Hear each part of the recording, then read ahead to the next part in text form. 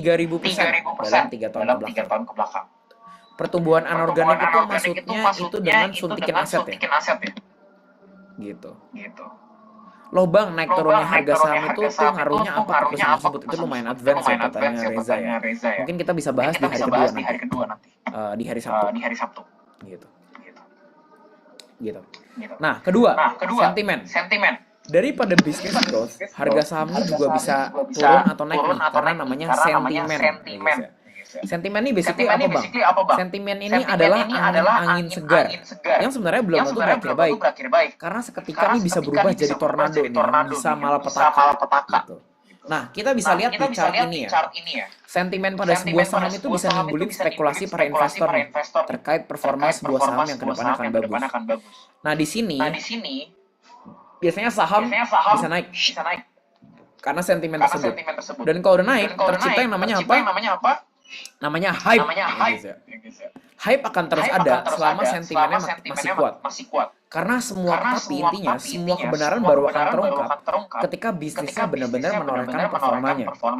Kalau misalnya sentimennya nggak berpengaruh apa-apa terhadap performa bisnisnya, maka harga sahamnya akan jatuh. Seiring dengan apa? Ketidaktercapaiannya ekspektasi investor. Karena kan investor kalau udah punya ekspektasi, kalau nggak tercapai kan bahaya. Contohnya apa bang? Nah, gue kasih contoh.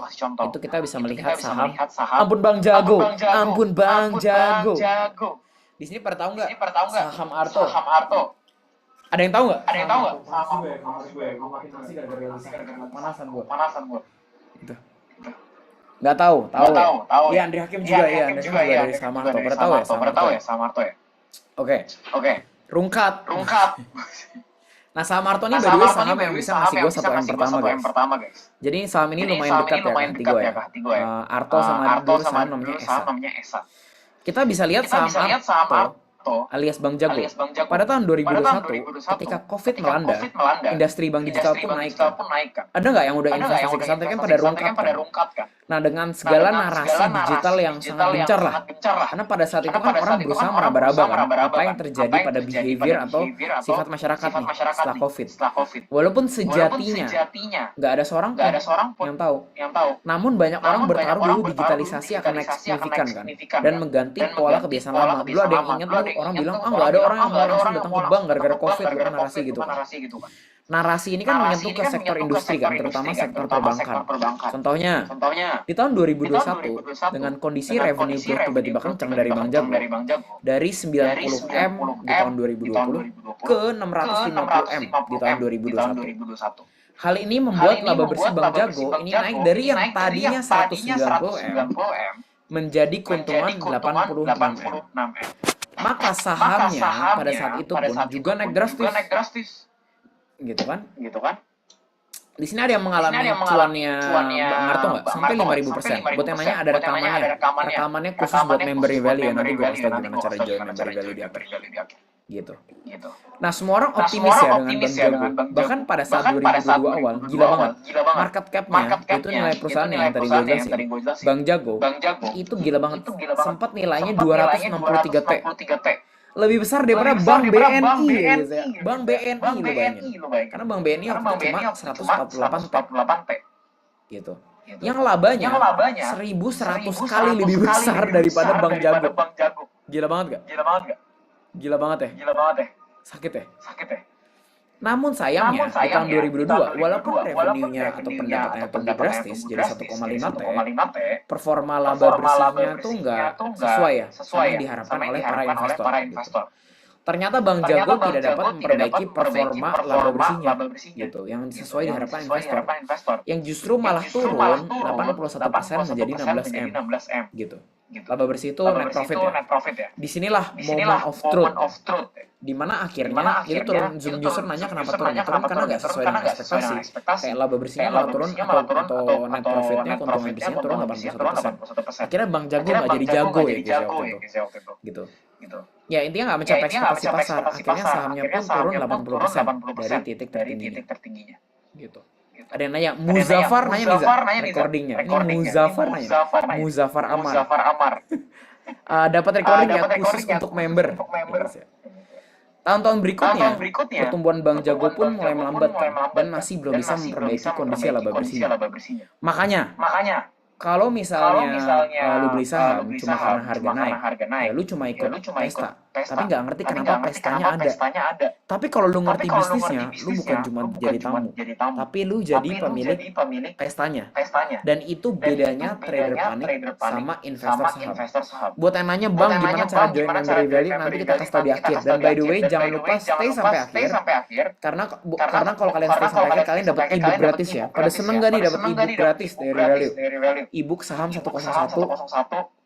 ebook gratis dari Revalue, dan nanti kita ada giveaway buat yang aktif dan bisa ngejawab pertanyaan nanti sesuai sesi ini ya.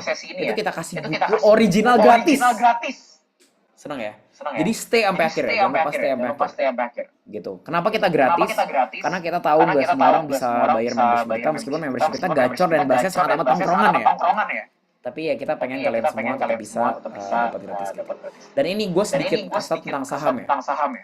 Gue pengen cerita bahwa gue tuh mulai belajar saham tuh di 2019 guys, akhir. Pada saat itu mungkin ada banyak banget orang yang investasi saham. Tapi akhirnya yang benar-benar konsisten itu cuma 2 orang. Satu, gue sama teman gue adalah Faza, kenal juga teman gue, sekarang kerja di Capital Market juga. Dan bisa mencapai 1M pertamanya ya, Za, di umur ke 23 tahun sebagai kerja korporat. Dan itu gila banget ya, Za. Itu top 0.1% kerja korporat di Indonesia. Lu orang kaya ya, Bang? Lu bukan orang kaya. Rumah gue di gang. Gue baru pasang air panas bulan lalu. Gitu. Tapi intinya gue pengen kasih bahwa di saham itu 5 years of pain for 50 years of freedom. Jadi buat kalian yang umur 20 tahun, 30 tahun, gue pengen 5 tahun ke depan kalian fokus ke saham, please. Karena gue di Revalue punya mimpi untuk mencetak 10.000 orang punya 10M atau punya $1 juta. 10.000 orang di Revalue ya, itu yang join membership gitu. Dan gue benar-benar berharap itu bisa achieve. Dan kenapa gue sampai sekarang bisa punya puluhan miliar di usia gue yang 23? Itu karena investasi, karena gue kerja dari 17 tahun gitu. Dan nanya, Bang, lu jualan kelas kaya, Bang? Enggak, Revalue tuh kontribusinya, gue bisa vouch ya, lu bisa cek pajak, gue bisa tanya Faza Sesam, cuma 1-2% dari kekayaan gue. Itu pure dari investasi gitu. Dan apa yang gue lakukan adalah jangan sampai kalian 5 years of freedom for 50 years of pain. Especially kalian yang masih umurnya 20 tahun gitu ya. Dan kalau belajar saham, nanti awal-awal belajar saham kalian akan merasa kalian paling pintar ya. Karena itu namanya Dunning-Kruger effect. Tapi orang yang bisa survive adalah orang yang bisa melewati valley of despair nih. Kayak sekarang nih baru mulai kerasa nih. Kalian mulai kerasa nggak valley of despair buat yang udah investasi saham mungkin selama berapa bulan terakhir? Mungkin bulan Oktober sampai Januari Dunning-Kruger tuh ya. Oktober sampai Januari monyet pun bahkan bisa cuan di pasar market. Sekarang pasti coba gue absen. Siapa di sini yang lagi ada di valley of despair? Yang lagi ada di valley of despair. Oke. Nah, gue pengen ngasih tahu bahwa di saham itu jerninya kalian plus 40%, abis itu minus 30%, abis itu plus 10% lagi, abis itu minus 50% lagi, abis itu plus 40% lagi. Itu adalah perjalanan di pasar saham. Dan gue mohon, please demi kepentingan kalian, kepentingan keluarga kalian, dan kepentingan generasi masa depan Indo, gue pengen kalian tetap konsisten dan tetap stay di tongkrongan Revalue ini. Gitu. Kita kaya bareng-bareng, kita ngopi bareng-bareng, kita enjoy bareng-bareng, dan kita pokoknya merasakan apa yang kehidupan bisa offer dengan kita bisa membanggakan orang-orang di sekitar kita. Gitu. Oke, mantap. Itu sekian sesi dari gua. Nanti abis ini dari Faza bakal ceritain gimana cara financial freedom as a corporate employee atau as a businessman. Nanti di akhir Cesar bakal masuk lebih teknikal buat ceritain gimana cara dapat 20% per tahun sampai kalian tua dan kalian bisa. Karena kalau kalian 20% per tahun konsisten, kalian fix financial freedom. Gua nggak pernah bilang bahwa orang yang investasi saham pasti financial freedom cepat. Tapi kalau kalian konsisten 20% per tahun, 20 sampai 30 tahun ke depan, kalian fix financial freedom. Sekecil apapun modal kalian. Gitu. Lumayan terbuka ya pikirannya. Lumayan tercuci ya otaknya. Oke. Kalau kayak gitu. Langsung ini bukan kelas trading, ini kelas investasi ya. Tapi di Member Value udah trading juga. Gitu. Oke. Dan ini adalah waktu terbaik untuk masuk di pasar saham gara-gara harganya lagi murah. Tambahin lagi ocehan daging lu, Bang. Follow Instagram gue ya. Gue nanti bakal sering share. Iya benar. Follow dulu ya Bonifacius Juve. Jangan lupa kita ada giveaway buat teman-teman semua yang mau dapat membership gratis. Ada kategori paling estetik, paling informatif, dan paling banyak ya. Paling banyak itu maksudnya Instagram story yang paling banyak, paling estetik itu paling niat, paling daging itu kayak kalian nanti kasih tahu kalian belajar apa dari kelasnya. Kita bakal kasih membership gratis ya. Jangan lupa post di Instagram, tag gue di Fazil Jope, Fazil Ver, Cesaru. Nanti kita repost dan ini kita pilih pemenangnya buat dapat membership gratis. Bakal dapat 5 sampai 10 orang membership gratis. Gitu. Jangan lupa follow Bonifacius Jove karena dia sendiri yang followersnya belum ada tulisan K-nya di belakangnya.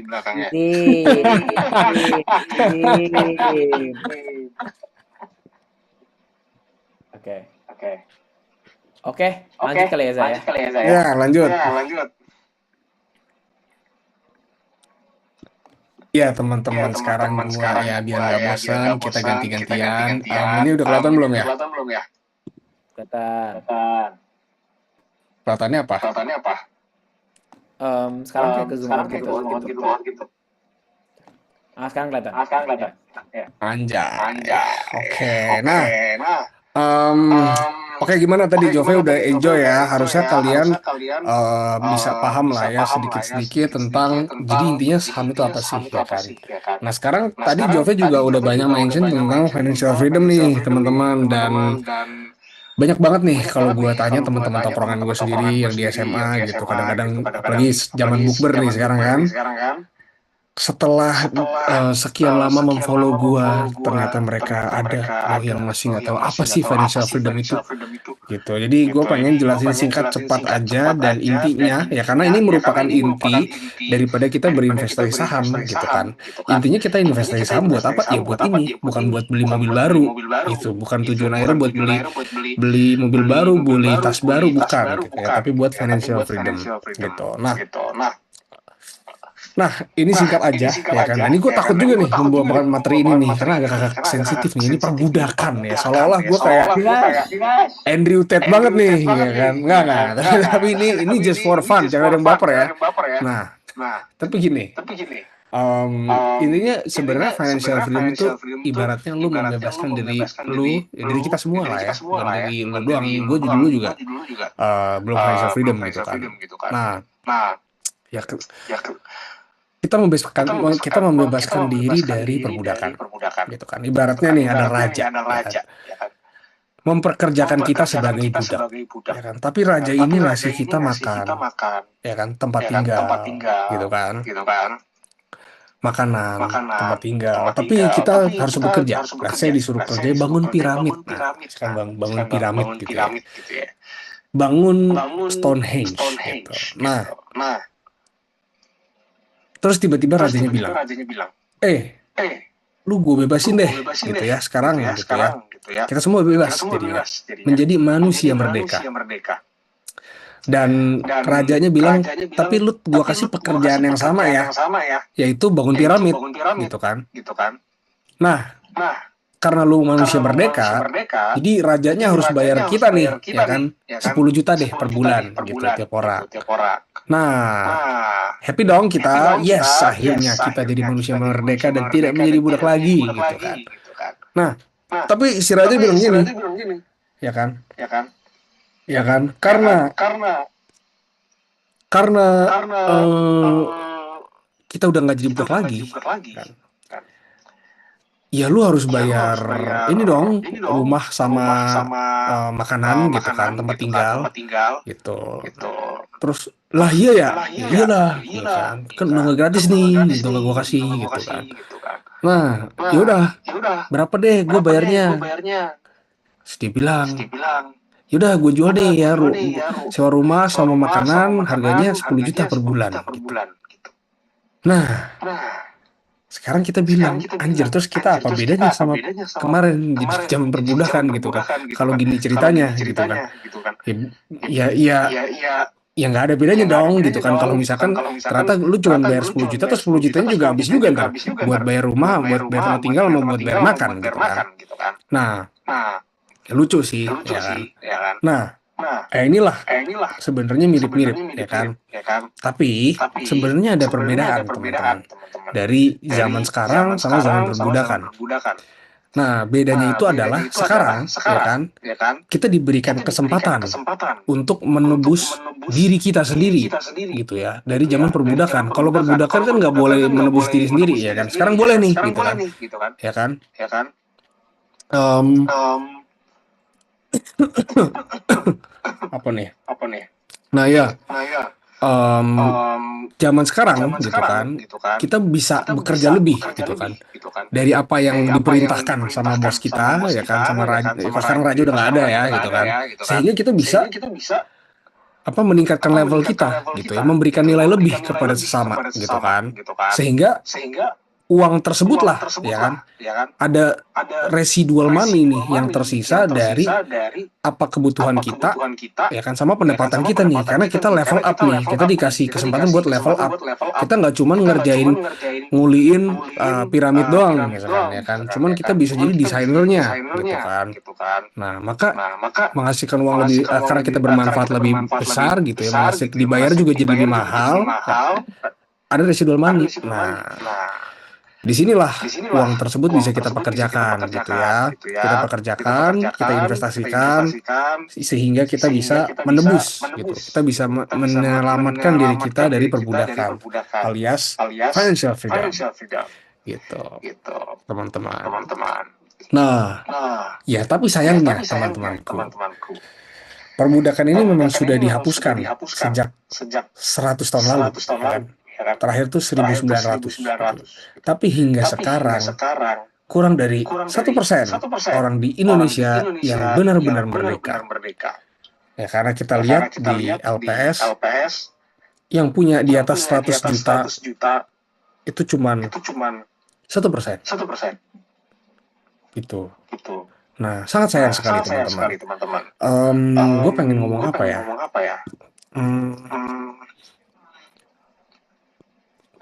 Kasih gue panas. Nah, jadi memang perbudakan sama ya zaman sekarang, gitu ya, kita lihat banyak kita kok ya beberapa family gue juga ngerasa banyak banget ngerasa wah harus cicil rumah, harus cicil. Oke, fase sepertinya hilang ya. Nggak. Ada gangguan, ada obstacle tadi. Oh, ada obstacle. Iya, ada obstacle. Ulang. Sabar, guys. Apa? Buat dapat buku gratis harus follow Instagram kita bertiga dulu ya nanti ya. Iya. Yakin dapat buku gratis, apalagi follow Instagram Bonifacius Jove sama Cesaru ya. Bonifacius Jove, gue ketikin Bonifacius Jove @Cesaru. Oke, lanjut. Biar login gue pakai headset. Anyway. Jadi gitu ya. Jadi banyak banget nih, ya kan, yang kita tuh kerja pagi, siang, sore, malam. Gaji kita habis buat nyicil rumah, habis buat kebutuhan makanan yang harganya naik terus tiap tahun, gitu kan. Nah, sedangkan ya itu kita jadi ngerasa anjir, ini kita hidupnya survival banget loh hari ke hari, gitu kan. Dan once kita nanti pensiun, anak kita gimana, gitu kan, harus membiayai kita, gitu. Nah, ini sebenarnya yang gue maksud sebagai budak ya. Kita nggak literally budak ke azin budak zaman dulu, gitu kan, yang dipecut-pecut. Cuman ya inilah, kita buat apa sih, gitu. Nah, tapi tenang, ada jalan keluarnya, teman-teman. Nah, namanya financial freedom. Oke, wait. Nah, teman-teman, kita lihat, ya kan, terlepas dari kita kerja jadi profesi apapun lah ya, ada yang mungkin jadi dokter, ada yang jadi guru, ada yang jadi dosen, ada yang jadi manajer, ya kan. Sebenarnya walaupun profesi kita beda-beda, tapi dari sudut pandang finance, personal finance, gitu ya, kita semua ini sebenarnya sama, yaitu sama sedang berlomba-lomba menuju financial freedom, teman-teman. Gitu. Nah, ya ini mirisnya itu banyak banget dari kita yang cari uang gitu ya. Kita kerja, bangun pagi, pulang malam, tapi kita nggak tahu nih end goal-nya buat apa sih, ya kan? Kita ngapain kayak gini sih?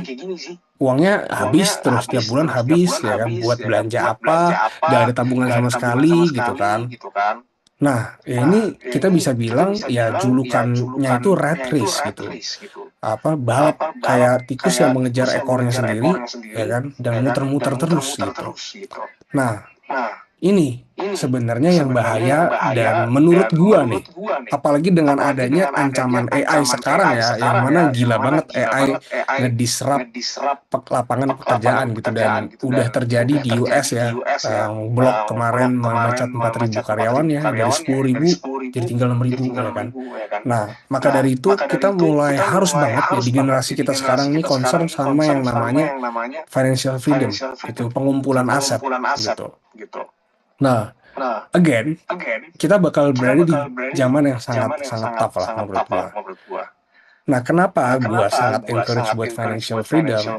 At the end of the day, ya kan, gua tuh sudah ngerasain yang namanya jadi sandwich generation gitu kan. Di mana ya waktu itu gua harus support beberapa family member, ya kan, pressure, stress levelnya gede, dan survival rate tuh kecil banget kalau gua curhat sesama sandwich gitu kan. Nah, dan sandwich generation ini nggak susah banget ya selesai di satu generasi. Biasanya 2 generasi, 3 generasi itu statusnya nggak hilang-hilang gitu. Nah, kenapa bisa terjadi seperti ini ya tentunya karena ya bokap gua nggak berhasil mencapai financial freedom, dan bokap gua sebagaimana seperti bokap-bokap lainnya di Indonesia yang sangat umum sekali gitu ya. Ya dulu nggak ada knowledge buat finance gitu kan, sehingga ketika udah meninggal gitu kan, jadi kitanya yang bingung nih sebagai anak gitu. Tapi untungnya gue dibekali dengan pendidikan yang cukup gitu, sehingga gue tahu harus ngapain gitu. Gue tahu gimana strateginya gitu. Nah, kalau kita masih melakukan kesalahan yang bokap kita lakukan gitu ya, yaitu tidak menabung gitu kan, kerja habis. At the end of the day ya, kita bakal kasih gelar sandwich ke anak kita gitu. Karena kita pensiun, duit udah kagak ada, mau nggak mau, itu rezekinya dari anak. Kita palakin satu-satu anak kita gitu kan. Gitu. Nah, berapa sih angka yang realistis? Gitu. Nih, nah, ada yang namanya teori 4% rule. Nih buat kalian yang nonton Raditya Dika pasti kalian tahu nih. Karena dia sempat mengemukakan teori ini juga nih. Ya, 4% rule. Jadi, teori ini menghimbau kita buat ngumpulin uang nih, ya kan, sejumlah uang di mana uang 4% uang tersebut gitu ya bisa nge-cover pengeluaran kita selama setahun. Misalkan pengeluaran hidup keluarga kita gitu ya 23 juta per bulan. Maka pengeluaran setahun kita itu ya 280 juta gitu kan. Nah, maka kalau bisa kita mengumpulkan duit di mana 4% dari duit itu adalah 280 juta. Gitu. Jadi duit yang harus kita kumpulin adalah 7 miliar. Kebayang ya? Kok bisa, Za? Gue masih nggak paham kenapa bisa 7 miliar nih. Emang gimana sistemnya? Kenapa kalau gue ngumpulin 7 miliar, terus gue bisa hidup? Gue bisa dibilang financial freedom. Gini, karena 7 miliarnya nanti kita bisa investasikan ke instrumen investasi yang nggak ada resiko. Ya kan, yang mana itu surat utang negara biasanya gitu. Nanti dapat bunga sekitar 6%. Gitu. Nah, 6% inilah menghasilkan 420 juta setahun gitu ya kan, 6% dari 7 miliar gitu, dimana sama aja kayak 35 juta per bulannya yang bisa kalian habiskan. Nah, ini sebenarnya konsep dasar financial freedom gitu, dan ya rata-rata kalau kita mau hidup di ya Jabodetabek lah ya, menurut gue sih ini adalah uang yang oke lah gitu buat kita pensiun, sangat cukup lah gitu. Nah, sampai sekarang masih bisa ngikutin nggak? harusnya masih Buat bisa yang ya. nanya ini kenapa materinya basic banget, karena kan tadi banyak yang baru mulai investasi ke saham ya. Nanti tenang, Ah, punya Cesar bakal lumayan deep ya tentang framework ya. Kalau misalnya mau deep yes. banget, ikut membership. Sama kita kan masih ada 3 hari lagi free class ya. Jadi selama 4 hari ke depan, gue request please kalian ikutin semuanya materinya. Jangan ada yang skip, karena ini gratis loh. Please ikut selama 4 hari ke depan. Hari ini, terus hari Sabtu, terus hari Kamis depan lagi, hari Sabtu depan lagi. Please ikutin, jangan skip. Semua dalemin materinya, gue yakin kalian udah punya bekal dan perjalanan gerbang awal buat financial freedom gitu. Karena ini waktu kita lumayan mahal ya, tapi kita kasih buat kalian gitu. Karena kita beneran pengen kalian bisa mengubah hidup kalian gitu. Buat apa kita kaya sendiri gitu. Lanjut tuh. Oke. Gimana nih? Kalian ngerti nggak? Jadi ya buat investment ya begitulah. Jadi investasi itu bukan buat lu beli McLaren, bukan buat beli Ferrari ya. Tapi ya biar anak lu kagak sandwich gitu. Itu sebenarnya intinya gitu. Nah, jarang orang nggak tahu intinya gitu ya. Orang nggak tahu inti investasi apa, jadi dia ngelihat mobil mewah, ngelihat private jet, Jove juga naik private jet gitu. Tapi nggak pernah ditunjukin aja gitu kan. Ya alhasil orang pengen cepet kaya, tapi miss gitu. Poin sebenarnya, lu tuh harus financial freedom. Lu jangan bikin anak lu sandwich gitu. Nah, gimana cara dapat 7 miliarnya? Gitu. Nah, ini ada active income, ini ada passive income, ya kan? Nah, active income lu dapat kerja, passive income invest, gitu. Yaudah, lu kerja 5 juta per bulan, nah lu invest nih 20% per tahun, dapat lu bisa invest ke saham gitu ya, dapat return 20% per tahun. Dapat lagi gaji 10 juta, lu tabung lagi 3 juta gitu kan. Lu tabung tuh 30% gitu kan. Dapat lagi, lu invest lagi, lu gituin terus ya kan lama-lama kan lu pasti naik jabatan atau pekerjaan lu bertambah, bisnis lu makin besar gitu kan. Lu bisa dapat penghasilan lebih besar gitu. Nah, akhirnya lu bisa dapat lah, ya lu invest terus, akhirnya lu bisa dapat 7 miliar. Sebenarnya frameworknya seperti itu ya, teman-teman ya. Gitu. Dan ini framework umum dan semua orang bisa terapin. Pure kayak begini aja dah. Tinggal lu hitung sendiri, ya lu hitung sendiri di Excel. Sebenarnya kita juga ada sih, nanti mungkin bisa dikasih juga kali. Ini kayak template-nya, nanti mungkin bisa dikasih juga di akhir. Kayak template-nya, kayak emang realistis ya kan, kalau gaji gue 5 juta, terus tumbuh 7 juta, 10 juta gitu kan. Bisa nggak sih mencapai uang financial freedom tadi gitu. Nah, lu bisa tulis-tulis di sini gitu kan. Nantilah di akhir dikasih. Gitu. Tapi intinya kayak gitu. Nah, oke. Ini ada study case ya kan. Gue kasih study case juga nih.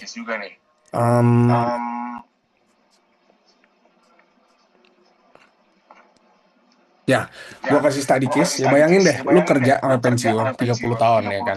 Gaji lu naik nih pelan-pelan dari 10 tahun pertama nih ya kan, dari umur lu umur 25 lah mulai kerja gitu ya. 25 sampai 35 ya kan, gaji lu 7 juta. Ya kan rata-rata nih ya 7 juta ya. 7 juta tuh rata-rata. Jadi mungkin 25 lu kayak 5 juta dulu gitu kan. 26, 27, 28, 29, 30 sampai 35 7 juta gitu kan. 10 tahun kedua ya, which is umur lu 35 sampai 45 itu 10 juta per bulan. Nah, 10 tahun kemudian, 10 tahun ketiga gitu kan. Rata-rata gaji lu 15 juta per bulan. Ini asumsi ya, teman-teman gitu.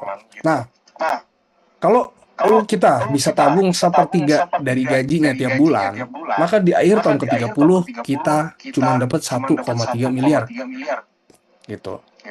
Karena kena inflasi 4%, jadi tinggal 400 juta. Nggak cukup buat financial freedom tujuan tadi. Bayangin, lu kerja loh, dan lu nabung. Ternyata nabung tuh nggak bakal kaya, anjir. Ya kan? Di sini lu bisa kelihat gitu kan. Jadi hoax tuh, nabung pangkal kaya tuh hoax. Gitu. Hoax bang, hoax bang. Nabung tuh scam jadi bang. Nabung tuh scam. Ya ini bisa dilihat sendiri, bisa dihitung sendiri. Di sekolah diajarkan tambah kurang kali bagi, masa nggak kita hitung? Iya kan? Itu kan sesimpel hitungan begini doang. Iya kan? Nah, nggak cukup buat financial freedom. Ternyata. Gitu. Ya ini juga yang gue alamin, ya gue juga nggak menyangka. Ternyata ya gue nggak financial freedom ya, padahal dia udah kerja gitu kan selama 30 tahun. Gitu. Siapa nih? Anjir nih, ini udah Gojek. Halo, ditinggal aja ya Pak ya di pagar. Iya, Bener-bener tongkrongan ya. Bener-bener tongkrongan. Lagi rusuh bet nggak? hujan Iya, duluan. nge-spam bel rusuh bet anjir. Rusuh anjir. Ayo lanjut lah. Ya. Nah, oke, gue pengen investasi lah, tapi gue mau yang nggak berisiko deh, nggak berisiko nih, makan nih nggak berisiko, government bonds, ya kan nggak berisiko, return cuma 6%, ya kan. Alhasil 30 tahun kerja, lu invest itu terus return cuma 6%, dapat lo 3,8 M. Karena inflasi ini 4% tiap tahun, jadi tinggal duit lu 1,2 M. Kagak kecapai nih 7 miliar, ya kan. Alhasil, nak papa butuh uang. Waduh, jangan sampai nak papa butuh uang. Nah, ini skenario ketiga baru, ya kan. Dimana lu udah kerja dengan skenario kayak tadi, gitu ya, dengan gaji kayak tadi. Ingat 30% duit yang lu tabung, ya kan. Return lu 20% per tahun. Net worth lu setelah 30 tahun kerja itu 36 miliar. Karena inflasi 4%, ya kan, masih punya 11 miliar. Gitu. Nah, tercapai dong, bahkan lebih, ya kan 7 miliar, ya kan, target lu cuma 7 miliar, ternyata lu dapetnya 11 miliar, gitu. Nah, mau sekolah di mana, mau S1, S2 di mana, bisa, apa sekolahkan, gitu ya. Oke, lanjut. Nah, tapi kalau tadi kan rada-rada ini ya single income soalnya ya. Sekarang kan zamannya double income. Nah, kalau double income lebih cepat lagi lah, gitu kan. Karena lu nabungnya lebih gede lagi, gitu kan. Pengeluaran keluarga lu juga bisa lebih enak, 14 juta per bulan, gitu kan. Jadi untuk mencapai 11 miliar itu 5 tahun lebih cepat, gitu. Plus ya kualitas hidup yang lebih bagus, gitu. Gitu mungkin bisa sekolahin anak lu di swasta, gitu kan. Punya mobil dan tempat tinggal yang lebih nyaman, gitu kan. Gitu. Nah, ini begitulah singkat daripada financial freedom. Gue pengen banget tekanin ini karena gue gemes sama orang-orang yang ya karena kan sekarang wah cepet kaya, wah flexing. Itu bukan intinya, tuh bukan itu. Itu gue sangat inilah pengen beneran please bukan itu intinya, tapi intinya kita bertanggung jawab jadi manusia dan kita nggak bikin keturunan kita sengsara gitu. Nah, Bang wisdom. mau punya McLaren gimana caranya bang? Kalau mau punya McLaren bang. Dah. Batuk. Aduh, santut nih gue nih kayaknya nih. Itu Gojeknya kasihan tuh. Kantor sendirian. Udah. Iya. Udah disebut pagar. Nah, wisdom ya kan. Nah, banyak banget orang yang salah kalau milih instrumen investasi. Kenapa? Karena orang terlalu fokus sama yang namanya resiko. Padahal kehidupan tuh memang udah penuh resiko, teman-teman, ya kan. Kita nggak usah gimana ya? Ya kalau lu tanya ke gue gitu kan, ya gue juga jawab, gue juga pengennya yang low risk gitu. Gue pengennya yang low risk, low maintenance gitu kan. Bang, ada nggak sih investasi yang kita nggak ngapa-ngapain, terus resikonya rendah, ya kan? Ya tadi surat utang negara, yang mana lu nggak bakal mencapai financial freedom dengan itu gitu kan. Nah kalau misalkan kayak gini ya enak, ya kan? Tapi apakah tujuannya bisa tercapai? Enggak, gitu kan. Ya tadi surat utang negara, deposito dan lain-lain. That's why yang paling penting itu ya needs dulu gitu ya, kebutuhan dulu, baru resiko kita gitu kan. Kebutuhan kita apa? Financial freedom. Ya kan, baru resikonya gimana? Cara diminimalisir. Bukan gue takut sama resiko, ya udah gue biarin aja. Gue nggak mau menempuh jalan yang beresiko. Ya alhasil lu malah meresikokan anak lu yang kedepannya itu bakal sandwich gitu kan. Lu meresikokan diri lu bahwasanya lu tidak akan mencapai financial freedom gitu. Nah, jadi ya inilah ya poin daripada apa yang gue sampaikan tadi. Nah, apa nih? Oh iya. Ebook ya, jangan lupa kita ada ebook di akhir, jadi bisa ikutin sampai akhir. Buat Kita apa ada tuh? itu gratis ya. Kita ada buat yang baru join. Kalian nggak sabar nggak ada ebook gratis di akhir? Terus nanti beberapa dari kalian bakal dapat buku original fisik ya. Nanti kita bakal ada kuis, jadi jangan lupa perhatiin sesinya. Tapi kalau mau dapat ebook harus follow Instagram kita bertiga ya. Nanti di cross check soalnya. Semua orang bisa dapat ebook. Kalau yang buku kan buku fisik nggak semua orang bisa dapat. Itu oke kan cepet-cepetan jawab. Tapi kalau misalnya mau dapat ebook nanti di akhir sesi, kalian harus follow kita bertiga. Instagramnya apa bang? Instagramnya coba ke PPT slide paling awal za. Yang ada Instagram kita bertiga. Kayak slide nomor 2 atau nomor 3 gitu. Instagramnya nih. Instagramnya nih. Oh, diketikin nama Faza. Oh, coba. Itu. Nih. Bonifacius Jove, Cesaru, Faza Fair. Itu kalau mau dapat ebook harus follow itu. Harus follow itu sekarang. Nah, coba sekarang kalian follow dulu biar algoritma kalian isinya bukan cewek-cewek joget doang. Bukan Get Ready With Me cewek-cewek. Gue tahu kalian nontonnya Get Ready With Me kan, tahu gue. Gurem.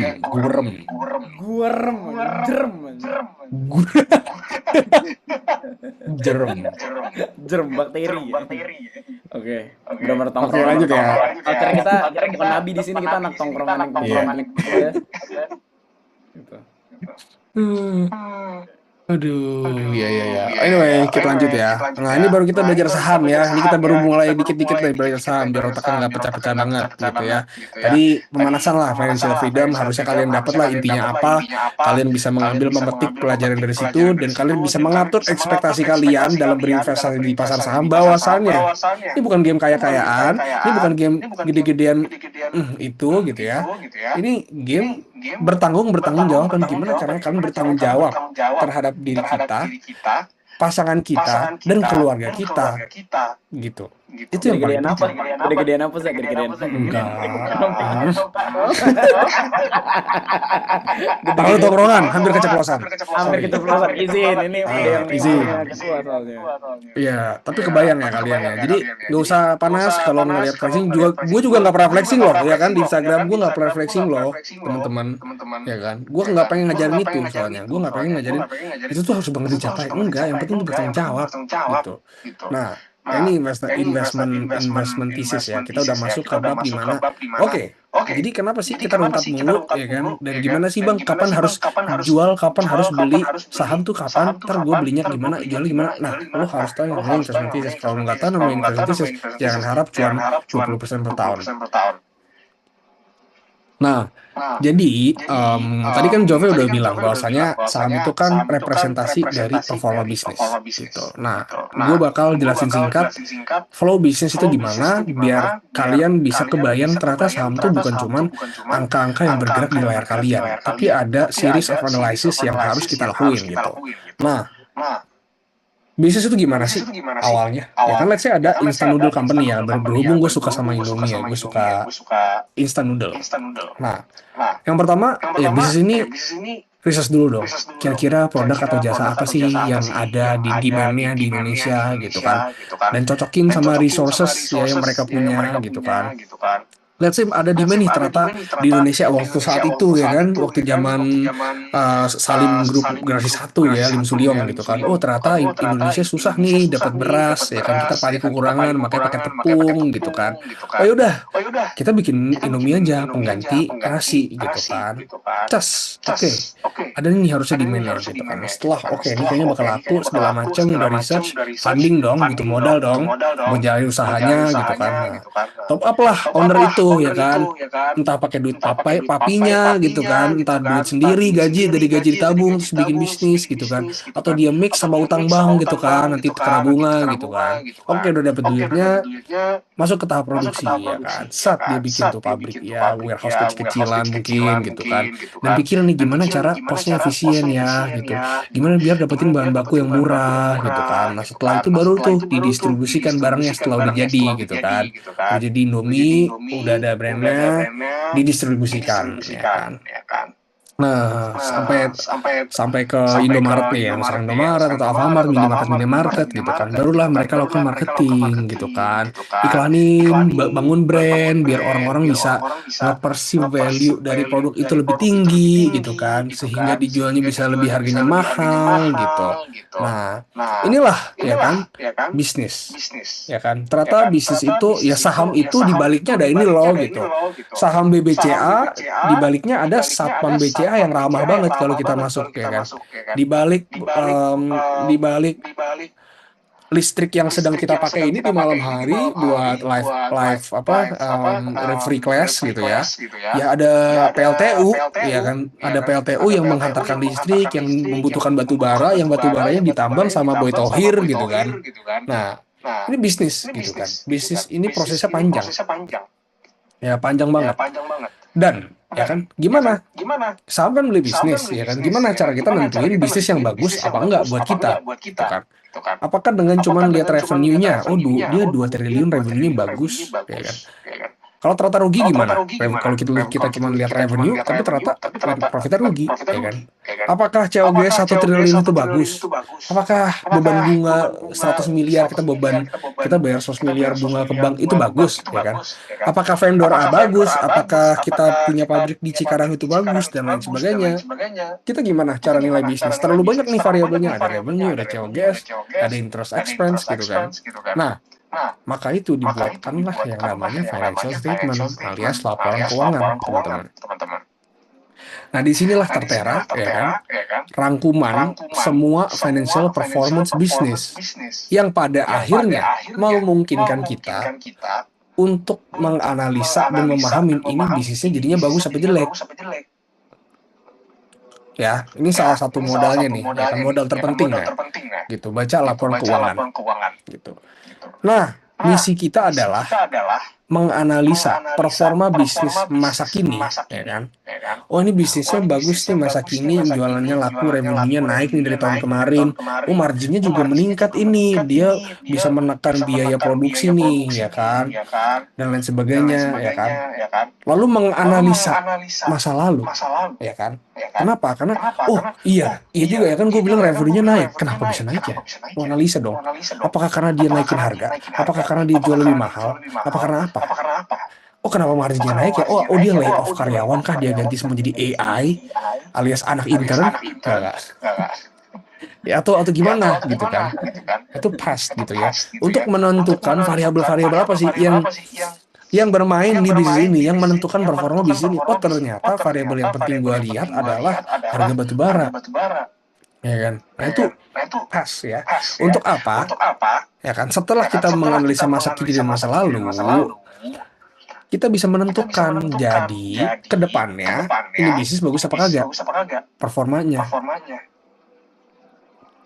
Oke? Kebayang nggak? Oh, ternyata bisnis ini naik revenue-nya karena harga batubara naik. Kenapa? Karena dia jualan batubara. Jadi kalau harga batubara naik, dia naik nih, ya kan, revenue-nya. Oh, berarti harga batubara lah yang harus kita liatin, ya kan. Terus tiba-tiba perang, misalkan. Terus harga batubara naik dari 100 ke 140 dolar per ton, ya kan. Terus jadinya nih bisnis bagus apa jelek? Oh, kedepannya kayaknya dia bakal segini terus sih batubara. Kenapa? Oh, karena ini, ya kan? Itu future, ya kan? Future. Kita outlook, forward looking. Kalau misalkan bagus, apa yang harus kita lakukan? Apakah membeli sahamnya? Enggak. Tapi apa? Kita evaluasi dulu, ya kan? Kita bisa memvaluasi bisnis tersebut berdasarkan nilai masa depan yang didasarkan dari asumsi-asumsi kita. Kebayang nggak? Oh, setelah gue evaluasi nilainya 50 triliun. Barulah kita lihat, oh sekarang harganya cuma 20 triliun. Wah, berarti diskon nih. Ya kan? Gue beli nih. Gitu loh, teman-teman. Nah, investment thesis. Apa sih investment thesis, Bang? Jadinya intinya. Zaza, ini udah meributkan COGS apa, Bang? Waduh. COGS apa, Bang? HPP, bahan baku, Pak. Bahan baku. Ibarat KT, ya kan? Lu beli HP. HPP-nya apa? Besi, misalkan. Gitu. Ibarat KT lu beli Indomie, ya HPP ya tepung. Gitu.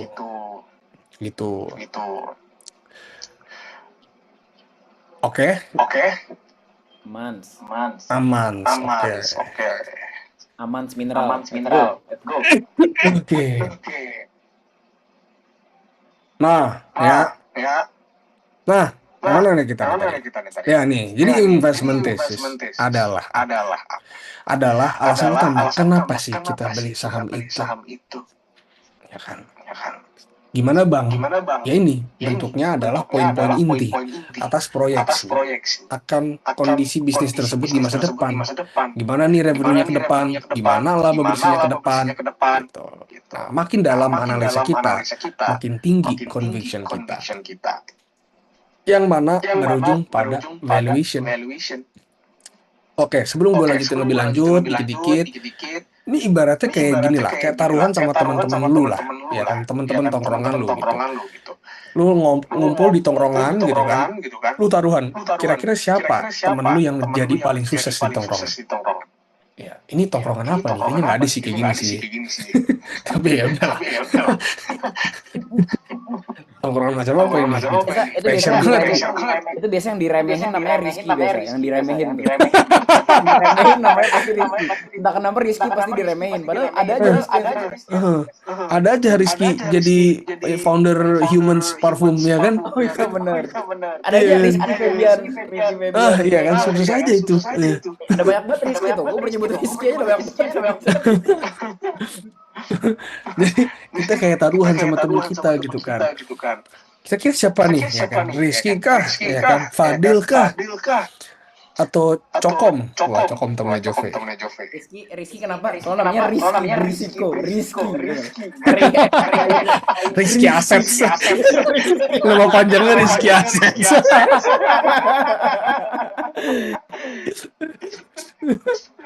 Nah, ya kan ternyata si Rizky ini dia memang kayaknya nggak bakal sukses nih orang gue lihat, karena dia nongkrong mulu, sebat mulu, kereta dia, ya kan.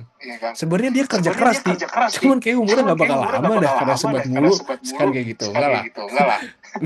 Misalkan si Rizky ini memang dia nggak pintar di sekolah, tapi dia jago jualan, ya kan. Ya udah taruhan, ya kan. Atau si Abdel nih, ya kan, si Abdel dia nilainya A terus di sekolah gitu, kamu tahu taruhan lah ya kan.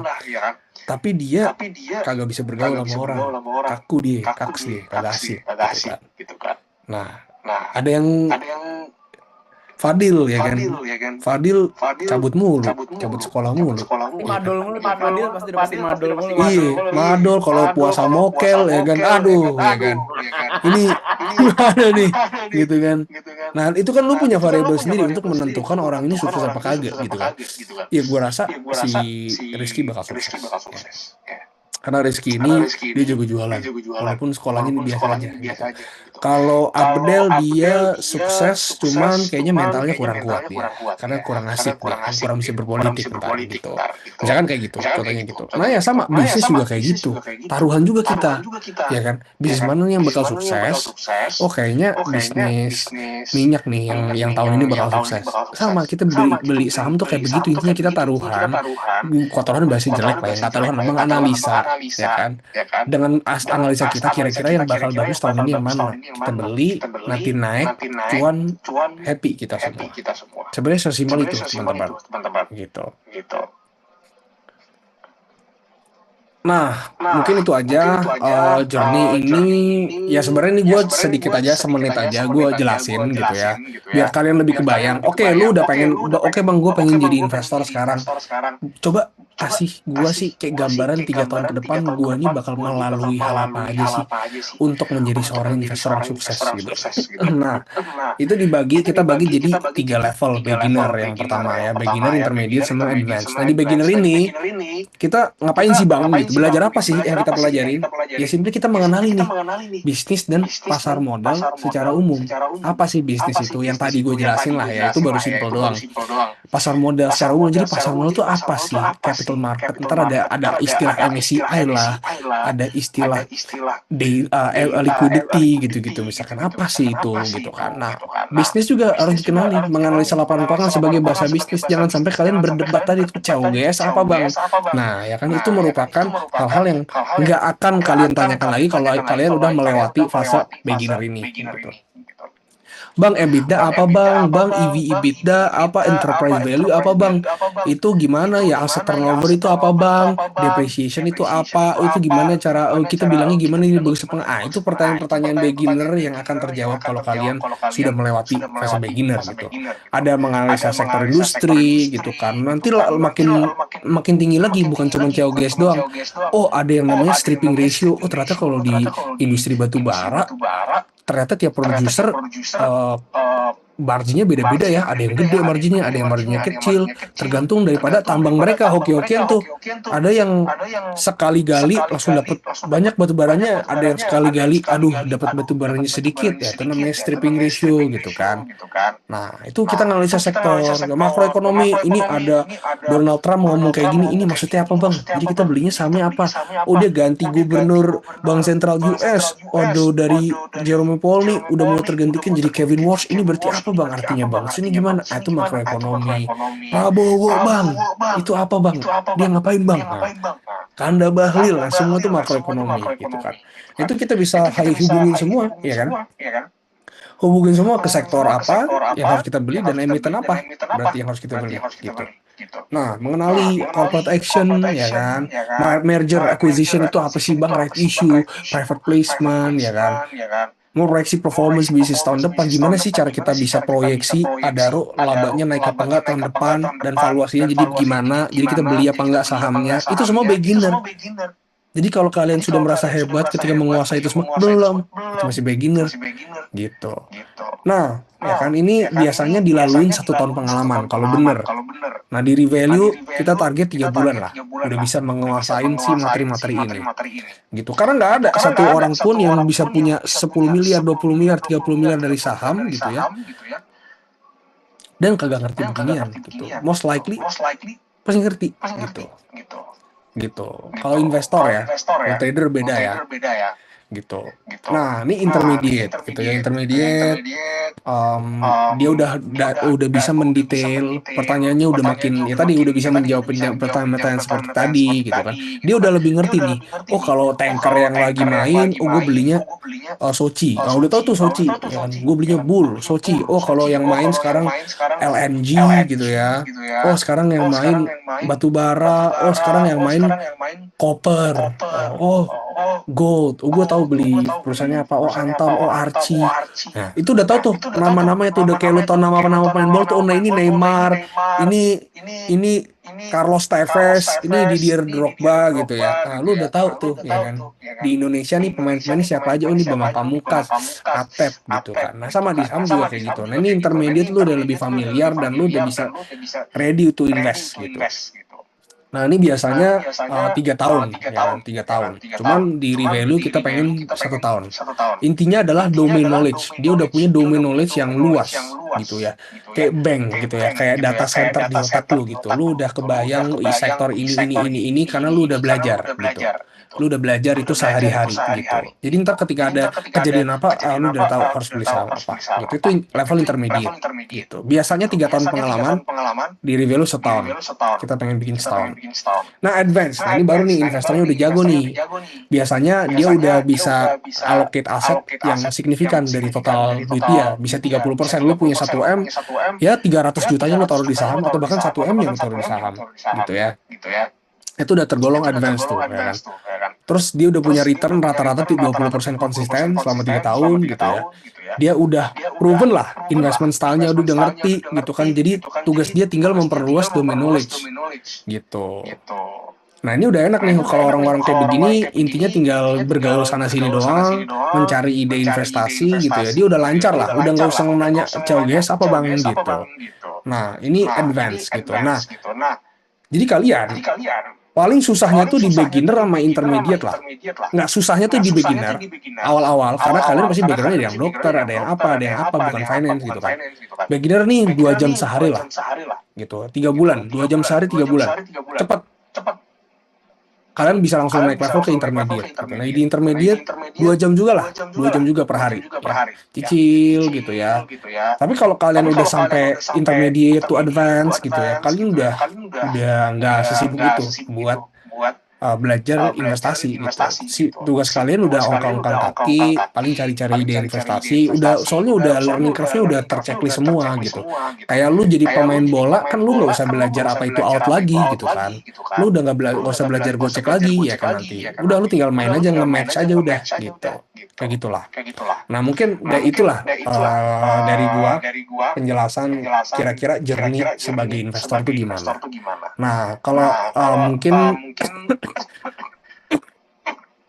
buat kalian kebayang ya tadi kita udah belajar financial freedom itu gimana, saham itu apa sih intinya banget, cara cuannya bagaimana, sistemnya bagaimana, dan kira-kira gambaran kalian, kesibukan kalian kalau jadi investor itu gimana sih gitu di setia tahun ke depan. Nah sekarang saatnya Cesar nih menjelaskan daging hari ini. Sebelum masuk ke Cesar, sekali lagi gimana nih? So far gimana? Gua sama Faza masih seputar mindset dan sangat amat dasar ya. Seru gak? Seru banget ya. Ini kita pengen bikin kelas pertama akademi dan komoditi di Indonesia pertama yang full ngelawak ya. Kita doang ya. Bahasa tongkrongan ya. Kenapa harus full ngelawak ya? Enggak perlu ngelawak juga sih, izin.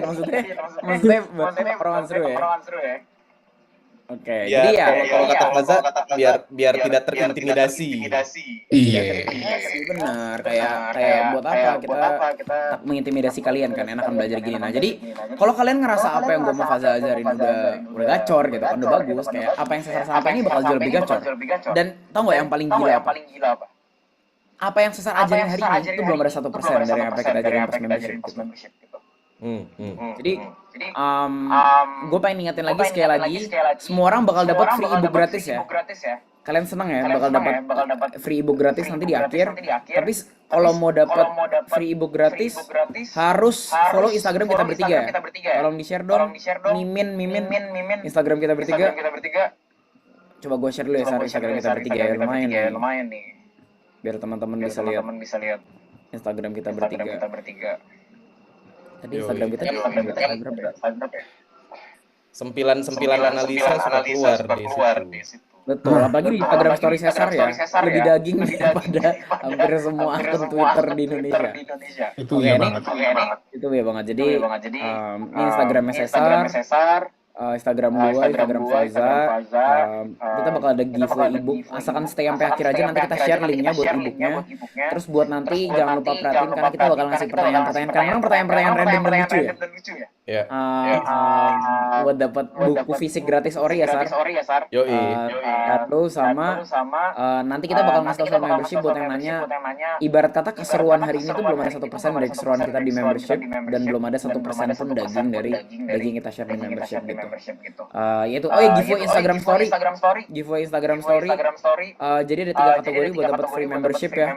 Itu ada Instagram story terbanyak, terestetik, sama Instagram story terinsightful. Terinsightful itu maksudnya kalian nge-summarizing kalian belajar apa, karena kan gak semua orang bisa dapat kesempatan buat join free class hari ini kan. Gitu. 3 giveaway itu jangan lupa ramekan, hancurkan semua algoritma orang-orang dengan pembelajaran tongkrongan saham Revalue Academy. Intinya kita sama-sama majukan barang lah. Gitu. Oke. Pengumuman yang dapat hadiah itu biasa H+2 atau H+3 dan kita nggak pernah curang, beneran kita kasih kok. Membership gratis. Oke, Sar, silakan lanjut. Oke. Ini ada yang bilang Lanjut. Mas Cesar mukanya ngantuk, dia bilang. Wah, nggak tahu. Cesar nggak tidur ya. Nggak tidur ngerjain member research, jadi kita suka publish research terus. Jadi intinya sekarang lagi begini pasar, jadi harus gimana. Nah itu Cesar tuh nggak tidur tuh ngerjain. Sumpah demi Tuhan Gitu. Di sini ada member gak? Cesar nge-share research jam 4 pagi di grup founder, bilang gue nggak tidur gara-gara gue harus prioritasin member Revalue. Gila, nggak ada satupun di Indonesia founder segitunya sih. Ada yang bisa pasti ya tuh member Revalue, beneran gila banget ya. Gila banget tidur loh. bocah. Gila banget sih. Oke. Lanjut. Udah kelihatan ya, aman ya gue ya? Aman. Oke. Nah jadi tadi ada yang nanya gimana tuh caranya return 20% gitu. Gede banget, mungkin susah segala macam. Nah sebenarnya ini yang mau dibahas sih. Jadi karena dari hitungannya Faza sama Jove juga kan, kayak 20% tuh mungkin kayak bare minimum lah untuk duit kita tuh ngerasa untuk kita ngelipet di kemudian harinya. kayak gitu. Bang, gue pengennya beggar, ya bisa aja. Tapi kan yang penting tahu caranya gitu. Bukan, dan yang penting juga nanti bisa mandiri buat cari sahamnya juga seperti itu. Nah, tapi intinya gini, gue mau masuk dulu nih ke beberapa. Kita lihat ada 3 orang ya. Yang di tengah nih Wahyudi nih, yang di tengah. Nah, jadi 3 orang ini adalah yang paling kiri lah Warren Buffett, yang di tengah adalah George Soros yang katanya bikin Indonesia bangkrut, ya kan? Yang di kanan itu adalah Peter Lynch, kayak gitu. Nah, 3 orang ini, kalau teman-teman lihat semua, itu keuntungannya itu kayak Warren Buffett aja itu 20% lah. Selama berapa tahun ya? 60 tahun. Terus quantum fund-nya Soros itu 32% selama 21 tahun. Terus udah gitu juga 31 tahun. Terus Peter Lynch gitu, keuntungannya sekitar 29% selama berapa? 13 tahun. Nah, sebenarnya 20% plus itu bisa. Dan orang mungkin ngeliat kayak gila lu 20% plus aja sebenarnya lu udah setara tuh sama investment guru gitu ya. Nah, mungkin nggak sih kita nih dapat 20-30% juga per tahunnya seperti itu. Nah, sebenarnya yang ngebedain kita sama tadi 3 orang tadi itu adalah yang pertama jumlah duit yang dikelola. Misal, menurut lu kira-kira Warren Buffett bisa masuk Bufa nggak? Misalnya. Bisa masuk dada Warren Bisa Buffett. masuk dada nggak Warren Buffett? Duitnya dia kalau ditriliunin mungkin 370 miliar dolar ya. Itu kalau ditriliunin mungkin 500.000 triliun rupiah gitu. Utang Indonesia bisa lunas. Utang Indonesia bisa lunas. GDP Sama negara-negara duit. banyak tuh. Iya, sama duit yang ibaratnya yang dikelola. Jadi nggak bisa. Jadi otomatis Warren Buffett itu kalau mau beli ya harus perusahaan-perusahaan dengan kapitalisasi yang besar, yang masif. Sedangkan kan size-nya kita masih puluhan juta, masih ratusan juta, masih miliaran di bawah 10 M, kita masih bisa tuh masuk saham kayak gitu. Jadi kita masih bisa dapat potensi 20-30% atau bahkan sampai beggar kayak gitu di saham-saham yang menarik lah, yang ibaratnya lebih kecil skala bisnisnya. Ya kan? Nah, terus itu tadi gue bilang, dan kita juga bisa nih masuk ke saham-saham yang mid and small cap. Mid and small cap itu artinya adalah perusahaan-perusahaan yang skala bisnisnya itu kelas menengah, bukan yang raksasa kayak Indofood, bukan gitu. Tapi yang kelas menengah lah, yang kapitalisasi pasarnya mungkin sekitar 5-15 triliun. Contoh kayak misalnya Dewa. Kemarin pas Dewa harganya di 100, sempat ke 800 kan. Nah, itu adalah salah satu contoh perusahaan mid cap misalnya. Ataupun misalnya perusahaan yang small cap. Small cap itu yang kapitalisasi pasarnya lebih kecil, di bawah 5 triliun. Jadi kayak misalnya kita masuk ke Elsa kalau nggak salah cuma 2 apa 3 triliun gitu. Nah, jadi saham-saham yang seperti itu yang bisa memberikan kita keuntungan tuh bisa puluhan hingga ratusan persen dalam setahunnya. Ya kan? Kayak misalnya masuk Bufa deh, pas Bufa masih harga di 100. Itu kan kapitalisasi pasar cuma berapa? Cuma 1 triliun saat itu. Tapi bisa naik sampai berapa belas kali lipat, ya kan? Kita bisa seperti itu. Dan yang paling penting itu adalah sebenarnya kita tuh nggak punya batasan ataupun orang-orang ataupun klien-klien yang ngerewelin kita ketika kita nentuin investasi saham kita. Jadi contoh nih, gue kan pernah kerja nih ya di reksadana, gue ngelola duit sampai 5 triliun saat itu. Kalau misalnya saat itu gue beli sahamnya siapa misalnya? Brand. Ya kan? Gue beli sahamnya Brand misalnya. Itu gue bisa dimarahin klien. Lu ngapain? Beli saham kok valuasinya setinggi langit. Kok beli saham yang nilai perusahaannya semahal BCA, dividennya nggak ada, kecil, labanya 1/10 sekian apa, pokoknya 1/10 apa 1/20 dari labanya BCA. Lu ngapain beli perusahaan yang kayak gini? Nah, itu ibaratnya direwelin gitu. Kayak waduh nih maju mundur salah nih. Ya kan? Nah, tapi kalau misalnya kita investor pribadi, kan nggak ada yang ngebisikin kayak gitu. Yang penting jadi duit, happy, ya kan? Istri kita juga, pasangan kita juga nggak akan nanyain kan? Nggak akan menanyakan kenapa kok kamu investnya nggak kayak Kak Lo Keng Hong misalnya. Kenapa kok kamu investnya kayak gitu? Kan nggak akan ada yang nanyain kayak gitu kan. Pasangan kita juga cuma yang penting investasi kita profit, kita bisa ngasih hadiah atau nafkah gitu kan dari duit investasi kita gitu. Nah, jadi itu yang ngebedain tuh antara orang-orang yang tadi dengan duit miliaran dolar ya kan sama kita nih investor pribadi. Sebenarnya kita itu lebih fleksibel, lebih luas, lebih bisa mau ngapa-ngapain. Nah, itu yang menurut gue salah satu alasan kenapa kita bisa konsisten returnnya 20 sampai 30% per tahun. Seperti itu. Nah, terus kayak gini kan. Jadi gini, ketika investasi itu kadang orang bingung. Bang, dia bilang gitu, gue mau investasi, gue tuh bingung sebenarnya apa sih yang harus gue pelajari. Itu pertanyaan paling banyak tuh, paling sering masuk ke kita bertiga lah. Gue tuh harus startnya dari mana? Gue harus mulainya dari mana? Gue harus baca apa? Gue harus ngapain? Nah, jadi kalau gue di sini ngebagi ya tentang investasi itu gue bagi jadi 3. Intinya kayak gitu. Gue bagi jadi 3. Jadi investasi itu adalah gabungan sebenarnya dari filosofi, gabungan dari sejarah, gabungan dari juga psikologi kita. Nah, kenapa filosofi misalnya? Filosofi itu adalah sebagai fondasi bagaimana cara kita berpikir. Kayak misal tadi ada yang bilang, Bang ajarin gue bit offer. Nah, itu adalah filosofinya. Filosofi lu berarti trader. Trader yang bagaimana? Yang melihat bit offernya. Bang ajarin gue blocksum, broker summary. Itu adalah berarti lu emang mau jadi trader dengan aliran, dengan filosofi yang seperti itu. Nah, atau misalnya lu mau fundamental, analisis, lu bukan sebagai trader, lu mau sebagai as investor. Ya udah, kita bisa lihat contohnya Pak Lo Keng Hong kan. Itu filosofinya dia berkali-kali bilang, kita harus beli saham yang kayak gimana?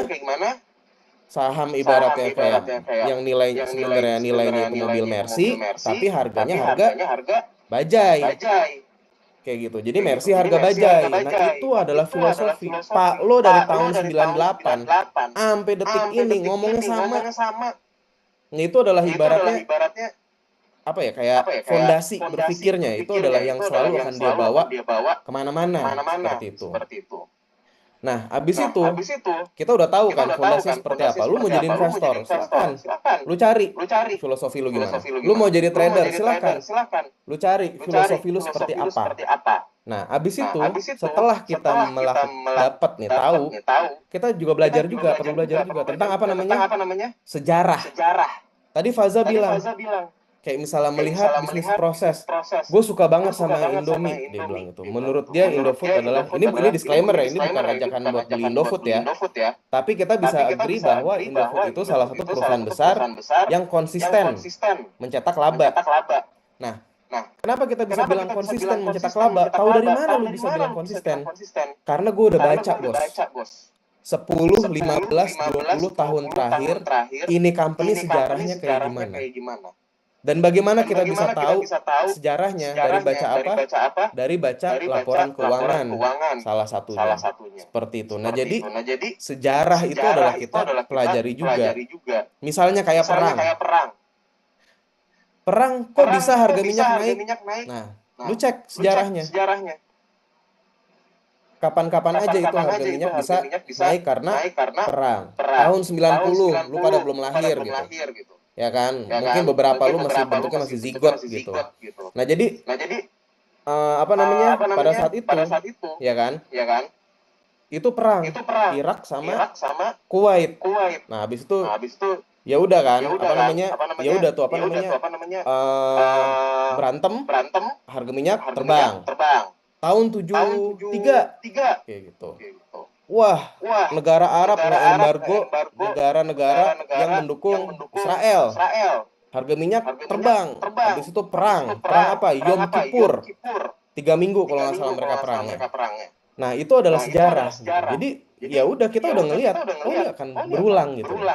Akan berulang dan ya kita harus tahu patternnya seperti apa gitu. Karena history does rhyme, ya kan? Ada yang bilang seperti itu. Nah, yang terakhir itu adalah psikologis. Banyak dari kita sebagai investor, ya, itu ngebeli saham itu murni karena psikologis. Karena lu nggak mikir pakai otak, tapi lu mikir pakai hati, perasaan.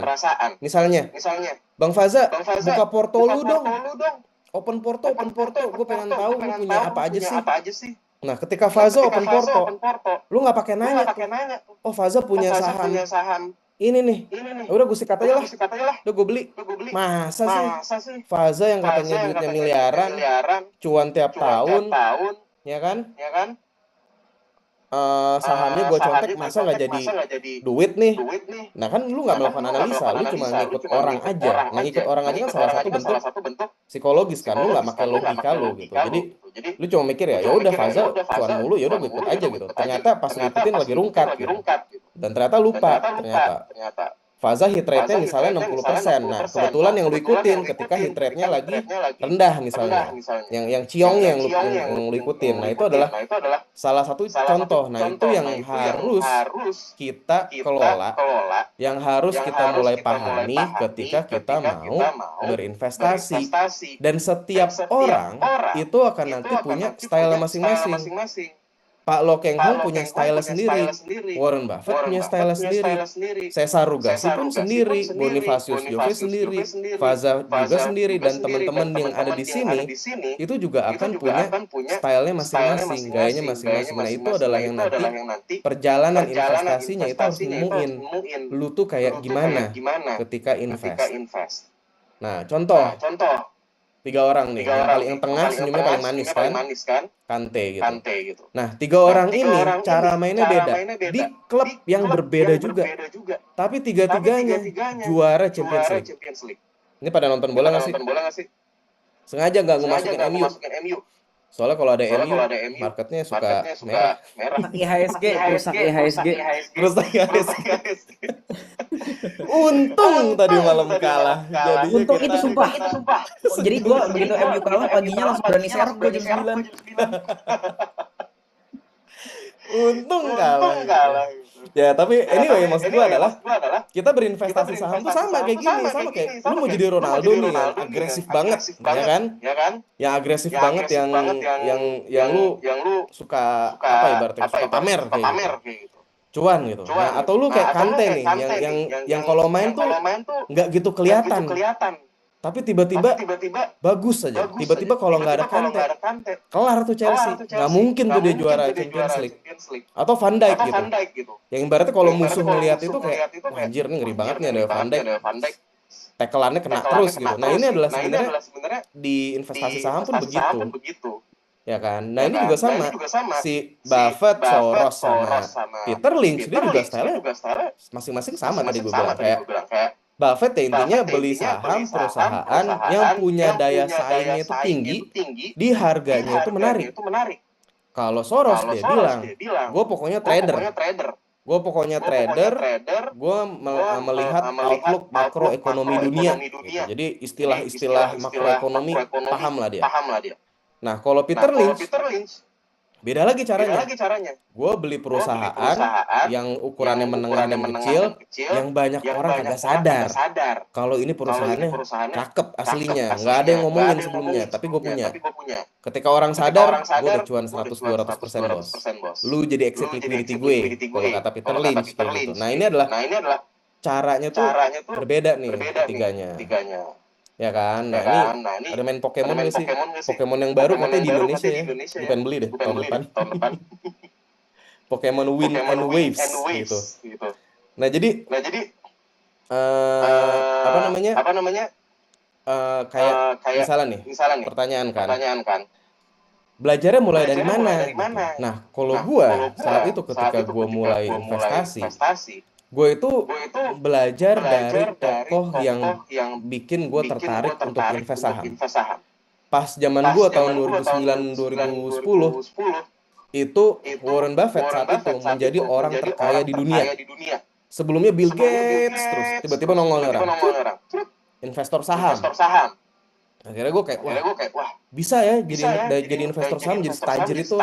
Nah, akhirnya gue belilah buku-buku Warren Buffett. Awalnya kayak gitu. Tapi setelah gue belajar, gue ngulik, gue tahu, oh ada namanya Ray Dalio, oh ada namanya Soros. Oh, ada namanya ini gitu segala macam. Gue malah terinspirasinya itu sama siapa? Sama Ray Dalio, ex advisernya Danantara, ya kan? Ray Dalio tuh. Nah, terus udah gue tahu kayak gitu, start kan. Nah, mungkin teman-teman gue tanya deh di sini. Lu buat investor di Indonesia, lu tertarik sama siapa misalnya? Atau trader gitu. Coba lu sebut deh misalnya. Ada nggak? Ujun, LKH, Timron, Andri Hakim, Jim Simon, David Noah. Nah, Joni, mantap juga. Nggak ada Ya udah, Simon Messi, Bonifacius Jove, Faza Verdana, nggak ada nih. Nggak ada. Ya udah, tapi maksud gue adalah, lu bisa start dari situ. Lu bisa start dari situ ya kan. Misalnya lu start dari situ, ketika lu udah belajar kan yang gue bilang, kan nggak akan selalu langsung cocok. Karena namanya style yang tadi gue bilang, yang namanya style itu cocok-cocokan nanti ketemunya. Nah, itu adalah realitanya seperti itu. Nah, terus udah gitu, ketika lu udah tahu lu terinspirasi sama siapa, lu coba kayak misalnya mulai belajar ya kan. Nah, habis itu lu coba belajar ilmunya. Nah, kalau kayak Faza waktu itu dia belajar bukunya Pak Juliardi Sunandar. Ini recommended banget emang bukunya. Cara simple berinvestasi di pasar modal. Gua baca bukunya itu Capital Returns-nya Edward Chancellor, Mastering Market Cycle Howard Marks, dan Faza juga bacanya One Up Wall Street gitu. Boni juga sama. Nah, jadi kita explore ya kan. Apa nih bacaan bukunya gitu. Buat apa yang tadi gue bilang, buat style. Buat nyari tahu style ya kan. Nah, dari yang bacaannya newbie friendly nanti naik kelas ke yang lebih berat. Kalau misalnya bang, gue sibuk banget nggak sempet baca apa segala macem. Nah ya udah, sebenarnya lu bisa ada opsi-opsi lain gitu. Udah ada AI buat ngeringkes, ya kan? Atau misalnya lu ada bisa nonton YouTube yang lebih ringkes juga 1 jam, kadang udah bisa nge-cover setengah dari buku videonya gitu. Atau yang lain. Nah abis itu ya udah lu ketemu dan diskusi dengan investor-investor yang lain atau teman-teman yang lain yang punya pemikiran atau style yang mirip. Tujuannya apa? Untuk nge-shape kita punya stylenya seperti itu. Dan ini yang gue bilang, ini tuh kayak kita memiliki rencana pengembangan diri. Di sini lu pasti pada main ini nggak sih? Mobile Legend masih pada main nggak sih Mobile Legend? Kalau nganggur.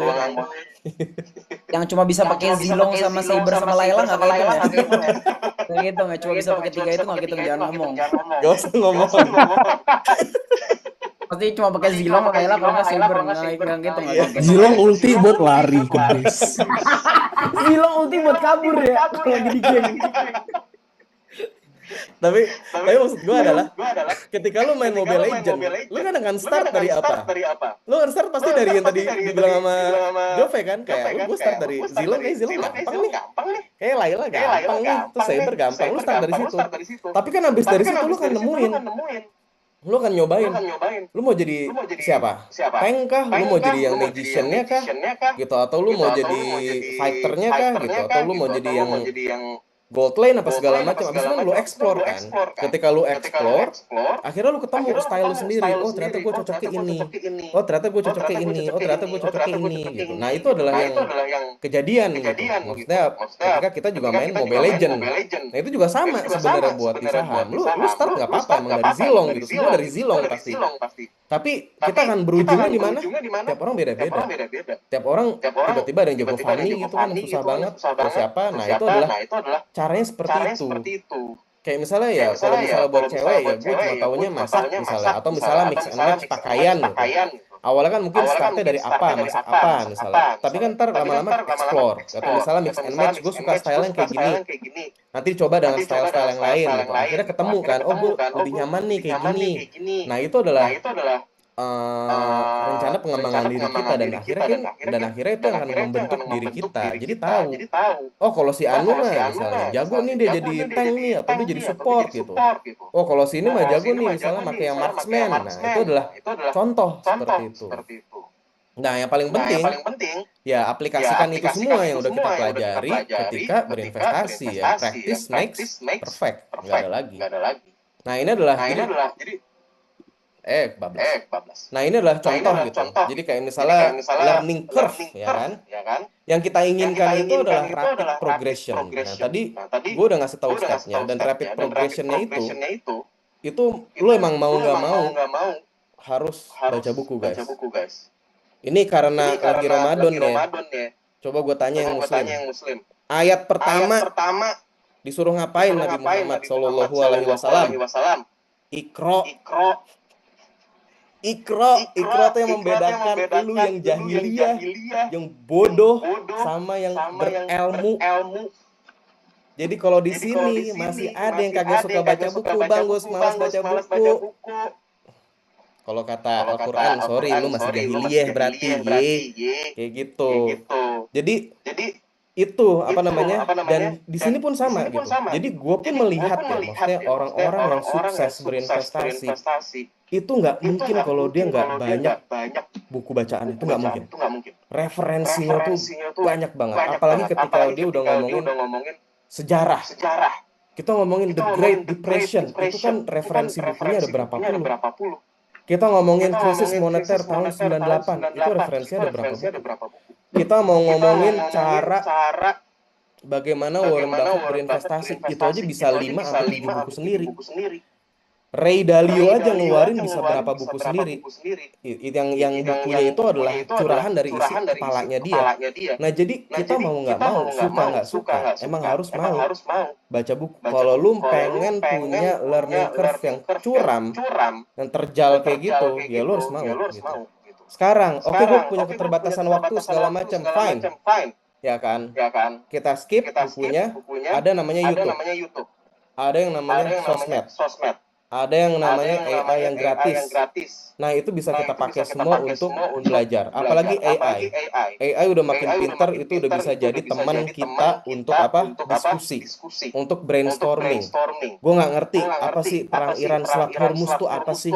Tanya AI. Oh, ternyata 20% produksi migas dunia lewat Selat Hormuz. Kenapa bisa 20%? Emang produksinya berapa?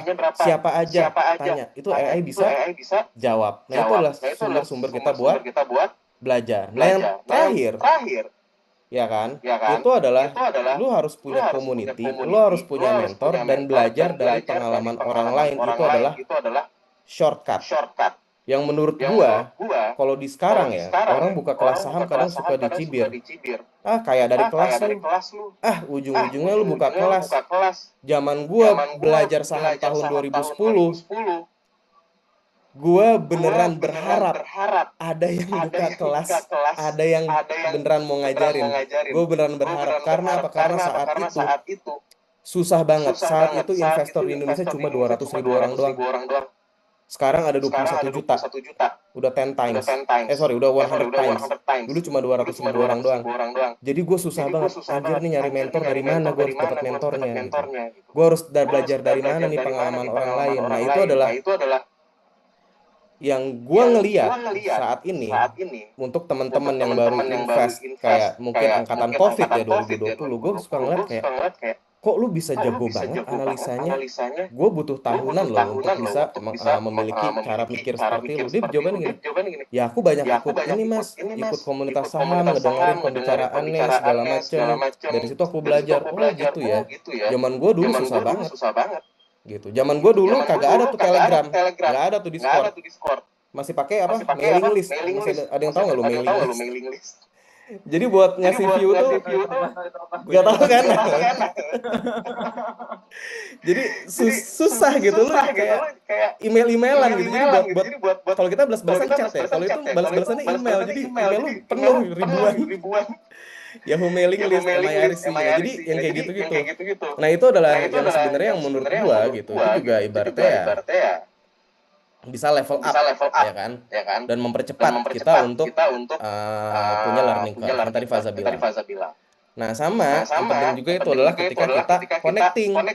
Nah, ketika connecting, ya kan, kita punya ide saham, kita ngobrol sama teman kita atau sama mentor kita tanya itu selalu. Kita tanya bagaimana cara kerangka berpikirnya. Jangan nanyanya, kok bumi nggak naik-naik ya? gitu. Jangan nanyanya CDI aku turun terus ya. Nah, maksud gue adalah kalau mau nanya seperti itu, lu tanya dengan cara yang lebih elegan, misalnya. Ya kan, ini CDI kok turun terus ya, misalnya bukannya Pak PP itu maunya masuk MSCI apa bla bla bla bla bla, bukannya dia bisnisnya begini begini begini begini. Nah, jadi pertanyaan itu bukan pertanyaan yang lempar CDI kenapa bang? Kenapa? Emang lu mau tahu apa? Jangan kasih pertanyaan yang general, tapi kasih pertanyaan yang lebih spesifik. Biar apa? Biar lu juga mikir dan yang ngejawab pun juga bisa kasih jawaban yang memuaskan. Nah, sama ketika connecting, misalnya lu ketemu sama Pak Lo gitu. Lu jangan tanya Pak Lo untung paling besar dari saham apa. Lu tanya Pak Lo kok lu bisa nyangkut di Sritex. Lu tanya Pak Lo kayak gitu. Apa kesalahan Bapak? Kok bisa Bapak nyangkut di Sritex? Nah, nanti dari situ dia jelasin kan pasti. Ketika dia jelasin kita belajar. Oh, ternyata dia salah karena ini. Oh, kalau misalnya begini, gini. Ini orang yang kekayaannya triliunan masih bisa nyangkut. Nah, itu kita belajar dari kegagalannya dia gitu. Kalau belajar dari sukses ya semua akan terlihat mudah. Tapi ketika kita belajar dari kegagalan, nah itu akan baru kita benar-benar kayak oh ternyata orang sekaliber beliau bisa ya kepleset gitu loh. Nah, itu adalah yang bagus kalau kita misalnya punya kesempatan ya ngobrol sama orang-orang seperti itu. Gitu. Nah, ini juga sama nih. Ya kan, ketika udah dapat resource dan community, ketika lu join Rivalry member, gue selalu bilang sama member-member gue, lu jangan mau jadi kayak ikan koi. Ketika jadi member, lu cuma minta, bang, beli apa bang? Bang, besok yang arah apa bang? Bang. Jadi cuma mau mangap, minta di suapin. Kayak gitu. Padahal yang tadi gue bilang, join community itu adalah untuk lu level up, bukan untuk lu disuapin. Seperti itu. Ya, makanya do your own research and homework gitu. Jadi ya harus punya mental yang pemancingnya gitu. Jangan mental yang dipancing. Ntar kalau lu mentalnya mental yang dipancing, dijadiin exit liquidity sama si yang punya grup, marah. Ya kan? Marah. Gitu. Ntar serok ujungnya lapor polisi. Ya kan? Ya maksud gue karena itu kan maksud gue adalah karena tujuan lu masuk komunitas adalah untuk lu bisa berpikir kritis juga gitu loh. Ya kan? Itu. Jadi lu bisa challenge gitu dan itu banyak di member rival itu banyak yang nge-challenge kita bertiga. Kenapa sahamnya ini Bang C? Kenapa nggak ini? Kenapa lu mikir begini Bang C? Kenapa nggak gini? Oh, itu gue suka tuh kalau gue di-challenge tuh. Bukan nggak akan gue maki dia, tapi ya udah kita bikin aja perdebatan sehat, argumen yang sehat gitu. Nah, itu adalah tujuan dari komunitas gitu. Karena apa? Karena gue jadi kita bertiga jadi bisa mikir lagi, evaluasi lagi kan, bener nggak nih apa yang kita arahin, apa yang kita sampaikan, ya kan? Dan dari teman-teman juga akhirnya jadi apa? Berpikir kritis gitu. Nah, itu adalah jadinya komunitasnya sehat. Nah, itu. Nah, contohnya kayak gitu ya maksud gue adalah. Jadi ketika lu join community ya, please jangan jadi ikan koi. Gitu. Nah, ini adalah jadi filosofi itu penting, tadi udah gue bilang kan. Ya kalau gua itu mulai 2010 tapi gue baru dapat filosofi gue itu tahun 2018. Jadi gue butuh sewindu kayak lagunya Tulus, ya kan? Gua harap teman-teman nanti kalau misal belajar dari sini dan kalau misal beberapa dari kalian join Revalue, hopefully gitu kan, ya bisa dapat style lu sendiri dan ibaratnya lu bisa ya lebih cepat lah ngertinya daripada gua. Gua 8 tahun. Gua S2 di Inggris, gua S1 SBM, ITB, gue punya sertifikasi profesional, tapi gue tetap butuh 8 tahun. Gitu. Bukan berarti kalian harus kayak gue, tapi maksud gue adalah kalian pun juga bisa tanpa title finance, tanpa title bisnis untuk bisa memahami investasi saham lebih cepat dari gue, itu bisa. Karena gue udah ngeliat banyak orang yang bisa juga. Nah, ini kayak contoh tadi kan Warren Buffett core influence. Jadi Warren Buffett juga dia bukan tiba-tiba pinter gitu ya, tapi dia juga hasil diskusi dengan mentor utamanya Ben Graham, dengan Philip Arthur Fisher, terus dengan partnernya juga seperti itu. Nah, ini adalah yang bentuk si Warren Buffett gitu. Jadi dari ketiganya. Nah, kalau misalnya gua gitu, ini bukan mentor gua sih, tapi maksud gua adalah Ini adalah buku-buku yang gue baca. Jadi gue baca buku Ray Dalio, gue baca buku Howard Marks, gue baca buku Peter Lynch, dan itu yang membentuk gue sekarang. 3 orang ini membentuk gue sekarang. Jadi kalau lu mencoba membedah apa isi kepala gue, pasti lu akan nemu salah satu dari 3 orang inilah akan kelihatan gitu. Nah tadi kan dari cara ya, gitu. Gimana nih? Masih kuat nggak nih? Masih kuat nggak nih? Gimana so far? Daging nggak? So far nggak? Daging nggak? Gimana? Ada berapa mental nggak? Baru dikit Kena loh. mental sih kayaknya sih. Ini kayaknya kena mental Katanya sih. mau punya McLaren. Katanya mau punya McLaren. Baru Iya. setengah jam udah berasap otaknya. Katanya mau gebar-gebar McLaren. Katanya mau beli BMW seri 3 yang cumi knalpotnya. Katanya mau pakai Fortuner tot. Katanya mau masang strobo di mobil Cherry. Yang jelas aja. Jelek anjir. Biar ganteng aja mobil Cherry. Yang Cherry J5. Katanya mau pasang strobo di McLaren lu biar kayak polisi Dubai. Anjay. Itu kenapa? Lanjut. Lanjut ya.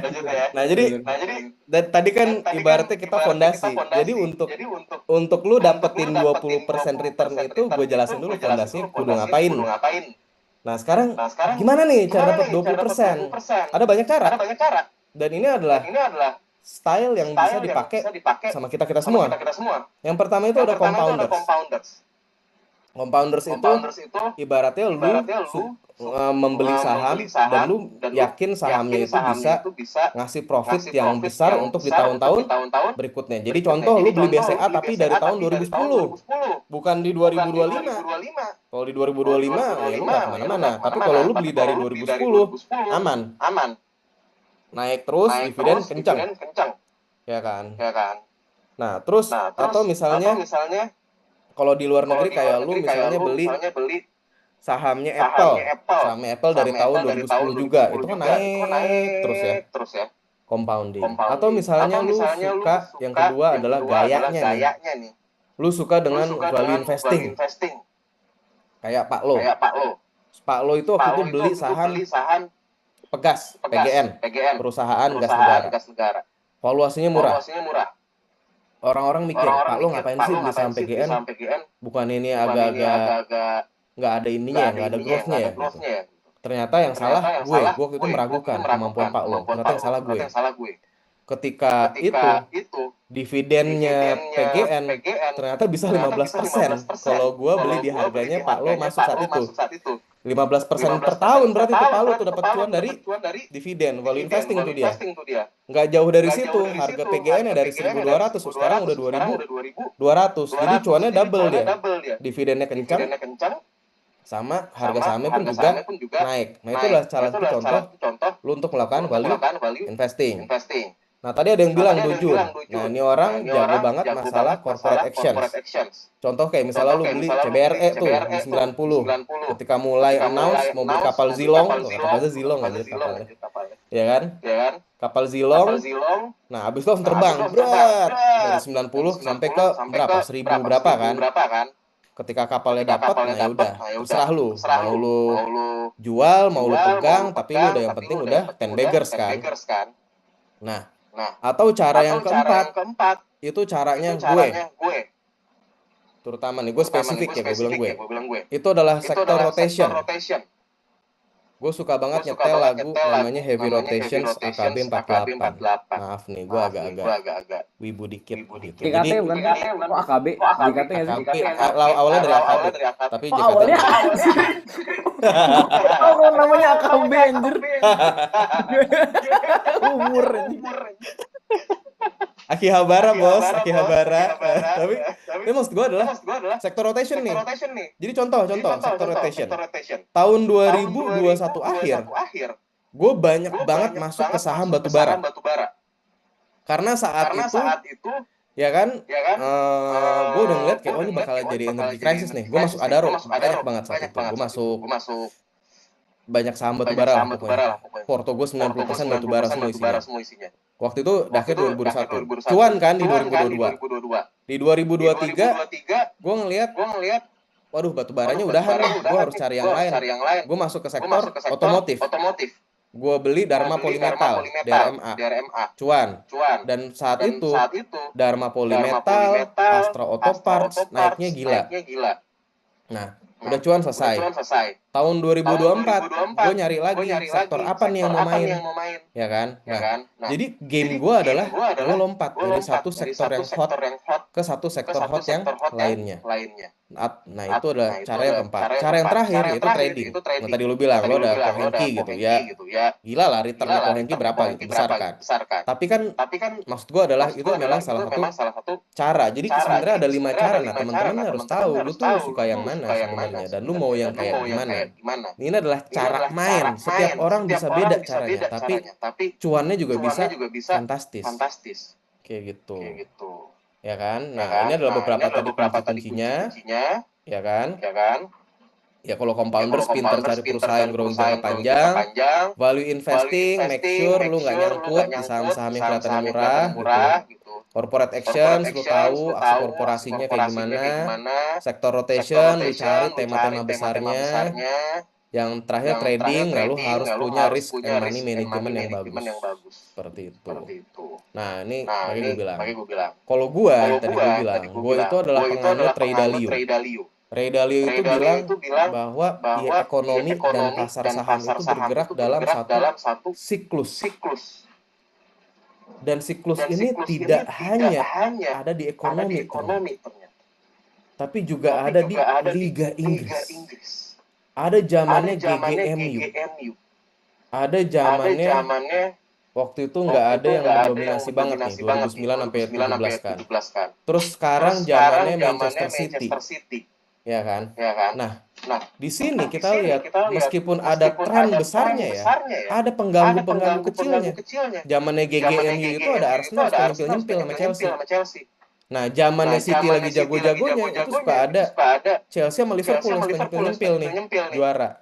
Jadi di satu tren besar, ya kan, di satu siklus besar itu ada siklus-siklus kecil sebenarnya. Nah, ini adalah salah satu gambaran. Dan kita bisa lihat juga gitu loh. Siklus besar itu bisa kita lihat kayak misalnya ciri-ciri tim pemenang. Kenapa sih MU bisa juara banget sama lu gila? Sir Alex dibantu wasit ya? Gitu kan? Dibantu wasit ya Sir Alex. Injury time golin mulu. Gitu kan. Misalnya kita suka nuduh kayak gitu. Atau City juga sama. Wasitnya dibayar nih gitu sama orang Dubai. Nah, kita suka mikir seperti itu. Tapi intinya adalah yang pasti dia satu punya modal. Yang kedua, pelatihnya hebat. Pemainnya jago, manajemennya benar, kaderisasi, youth development-nya bagus, dan momentumnya pun juga lagi bagus. Style mainnya lagi bagus gitu loh. Jadi strateginya Sir Alex waktu saat itu memang strategi yang terbaik. Nah, strateginya Pep Guardiola, tektok kanan kiri gitu kan. Tiki-takanya itu adalah strategi yang terbaik juga. Nah, perusahaan pun juga sama. Ketika dia lagi masa jaya-jayanya, itu juga pasti CEO-nya tuh hebat, ownernya hebat, manajemennya orang benar semua. Yang kerja di sana itu adalah lulusan terbaik dari kampus-kampus terbaik gitu. Terus udah gitu momentumnya lagi bagus, memang bisnisnya lagi bagus. Somehow entah kenapa pemerintah mendukung banget sama sektornya dia. Nah, itu adalah salah satu contoh bahwa market itu ada siklusnya dan ekonomi pun juga ada siklusnya, dan ini juga tercermin di Liga Inggris, dan nggak cuma di Liga Inggris doang gitu. Ada juga di NBA ya kan, ada momen-momen di mana yang gue inget pas gue masih suka nonton NBA itu Golden State.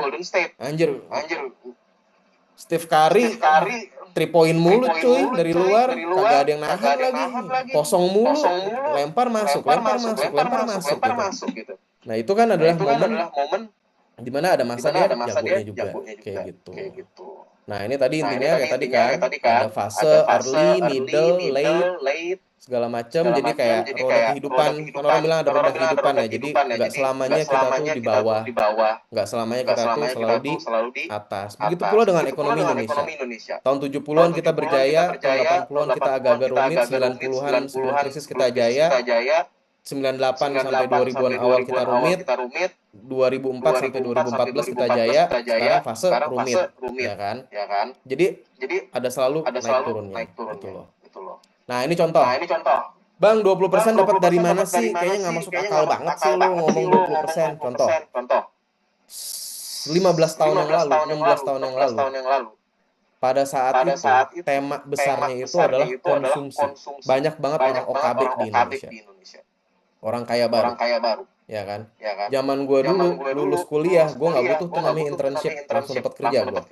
Dan itu terjadi bukan karena gue pintar, tapi memang ekonominya saat itu bagus banget. Konsumsinya growing. Nah, jadi kayak misalnya Mayora, itu bisa naik 490% dalam jangka waktu berapa? 3 tahun. Mitra Adi Perkasa nih ya, itu naik 10 times. MNC nih, TV yang sekarang udah jarang banget orang nonton, itu naik 8 kali. Bahkan rokok gudang garam aja, yang sekarang harga sahamnya Junam nih, itu dulu masih bisa ngasih lu keuntungan 20-30% pada saat itu. Nah, jadi kalau lu berhasil mendapatkan tema besarnya, dan lu riding, masa sih bos 20% nggak dapet tiap tahun? Kalau ngeliat dari sini kan, zaman jaya UNVR, betul. Unilever, makanya zaman gua dulu nggak ada yang ngomongin BCA. Zaman gua dulu mikirnya adalah investor saat itu adalah Unilever adalah investasi terbaik yang bisa lu beli pada saat itu. Unilever. Everybody ngomongin Unilever, nggak ada yang ngomongin BCA. Semua ngomongin Unilever. Karena apa? Pertumbuhannya luar biasa, dividennya luar biasa. Tapi sekarang kenyataannya berbeda, ya kan? Next, maju 2012-2013. Saat itu harga properti, harga tanah itu bukan naik, berubah. Harganya udah berubah, bukan naik lagi, tapi berubah gitu. Tiap weekend Fanny Rose ngomong Senin harga naik, kalau lu pada inget tuh. Ya kan di TV tuh.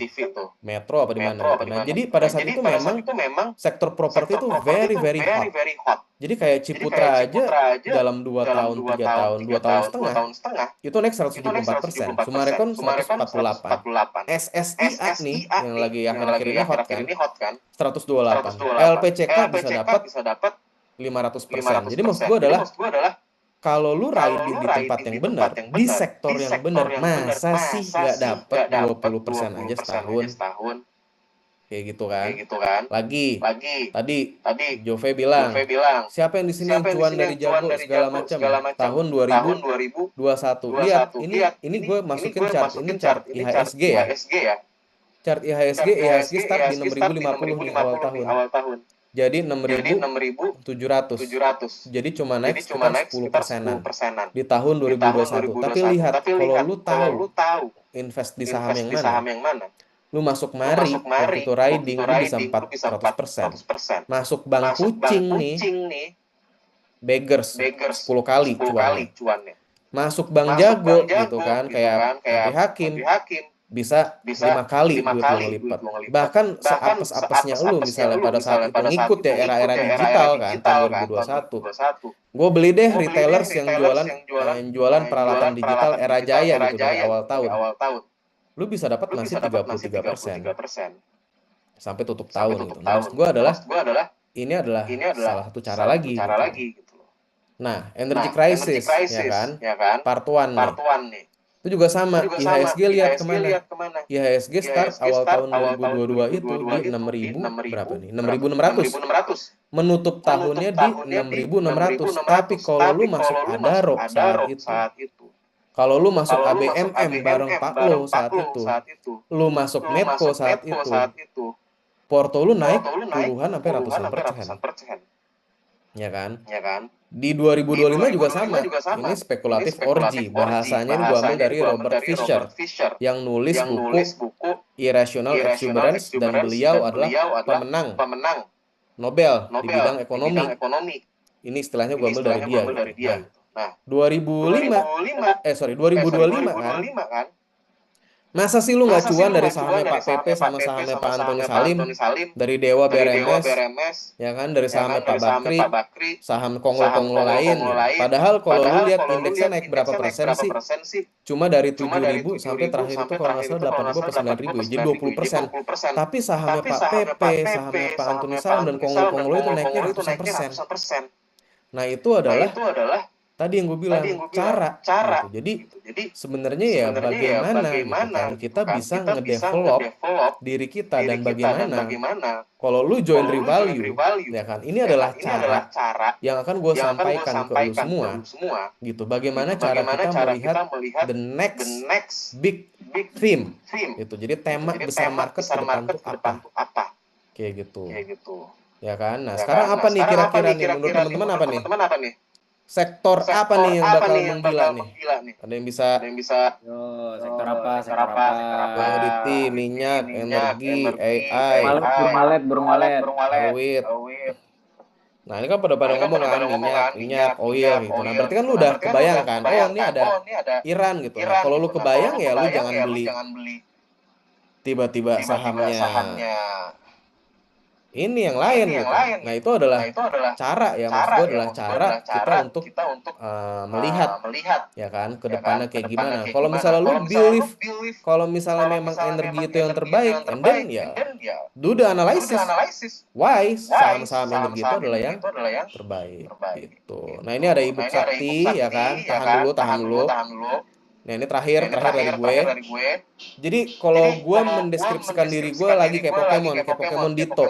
Gue ini orangnya gampang berubah. Karena apa? Karena gue tiap tahun itu gue mencoba nge-identify what is the next big theme. What is the next big thing. Karena yang tadi gue bilang, gue mau dapetin cuan 20-30% itu dengan cara gue mencari tahu tema besarnya apa. 2021 gue nggak dapat internet, totally miss. Tapi gue dapat energy crisis di awal. Gue all in batu bara, 90% porto gue tuh batu bara semua. Itu di September 2021. Di 2020 orang-orang joget saham batu bara tuh di TikTok. Nah, gue jualan, ya kan? Gue jualan saham batu bara gue. Tahun 2023 Dharma Polymetal sama Astral Topart gue masuk. Nah itu gue cuan di situ juga karena gue melihat wah ini perbaikan nih dari penjualan otomotif. 2024 saat itu rame dengan corporate action SPANI ya, itu dari 5.000 sampai 19.000 kan. Sebelum kena pagar laut, nah itu gue ikutan juga. BRMS pun gue juga ikutan dari 170-an sampai 300-an tuh.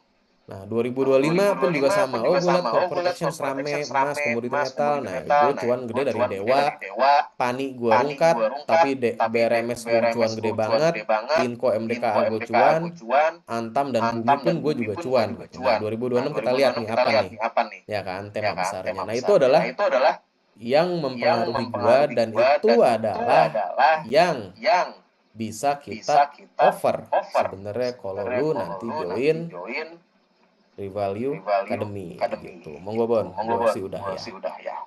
Gitu. Oke, gimana guys? Gimana mantap? Wagyu, ngebul, keren. Kalau di Revalue kita ada culture W ya, cuman kayaknya udah gak, kita ganti culture ya, kita ganti. Oke. Langsung pada spam W lagi. W ya, W itu artinya win ya. Oke. Kalian di sini mau dapat membership Revalue? Mau nggak belajar tentang membership Revalue? Mau. Oke, di sini gue mau jelasin tentang arguably tongkrongan saham paling bagus satu Indonesia. Di Revalue gue nggak pernah menyebut kita kelas. Gue menyebut kita adalah sebuah tongkrongan. Karena semuanya have fun, semuanya full ketawa-tawa. Nanti gue bisa preview tongkrongan kita seperti apa. Ini gue mau kasih lihat dulu membership kita. Stay sampai akhir karena nanti dapat ebook. Ya.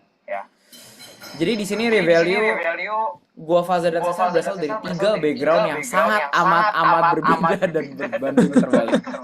Benar berbeda banget. Kayak Faza nih fun fact dia nggak pernah kerja korporat.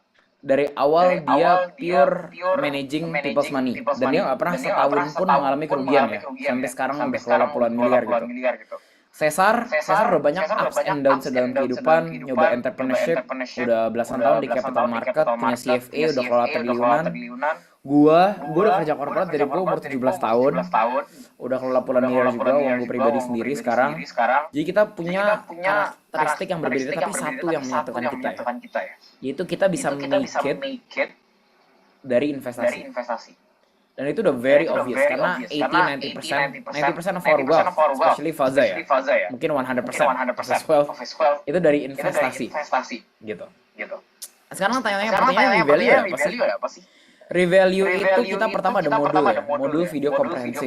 Isinya 200 modul video yang udah kita rancang dengan sedemikian rupa. Kalian suka nggak kalau kita pakai bahasa tongkrongan? Suka nggak? Tadi kita bercanda-canda, ngelawak mulu, nggak ada serius-serius, nggak sok pintar, berbahasa kita breakdown semuanya. Suka ya? Suka banget ya? Nah itu adalah unique selling revalue. Jadi kita belum pernah tongkrongan, kerjanya ngelawak mulu di komunitas Discord kita yang sekarang sangat amat sehat. Itu kerjanya pada ngebully kita guys. Literally kerjanya pada ngebully kita karena kita benar-benar nyantai gitu kan, dan benar-benar tapi sangat-sangat sehat. Nggak ada satupun orang negatif di komunitas kita ya. Yang which is mungkin filter juga gitu. Ya ini materinya 200 video, ntar gue bisa kasih lihat modulnya, gue spill tipis kali ya. Modul pembelajarannya kayak gimana? Kelihatan ya? Kelihatan ya? Ini kelas gratis begini sih. Kelihatan nggak?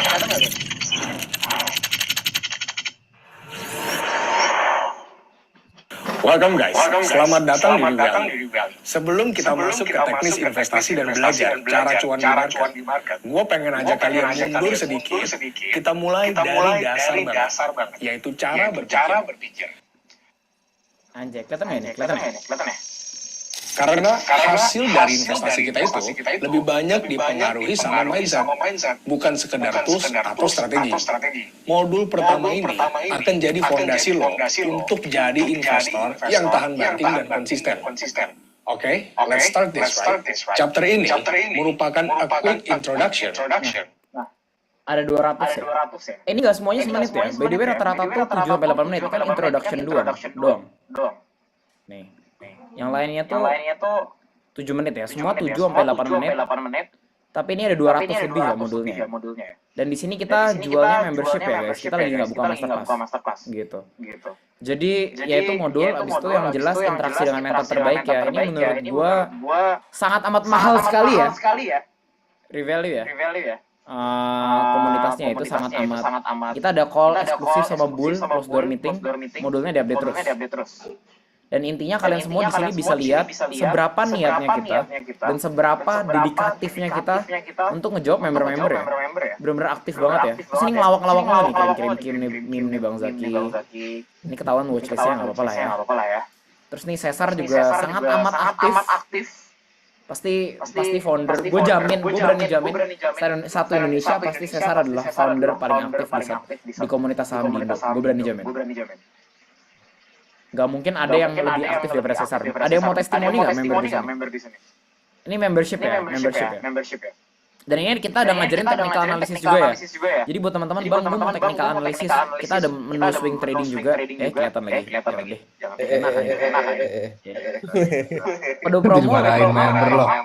Kode promo level up 01 diskon 20% khusus buat hari ini doang.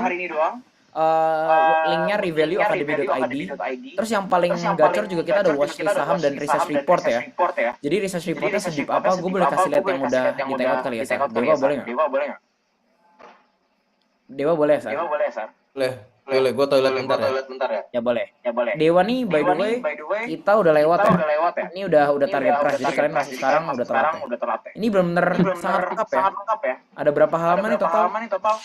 38 halaman dan bahasa tongkrongan. Dan desainnya juga sangat amat kita desain sangat amat niat ya. Dan semuanya bahasa tongkrongan ya.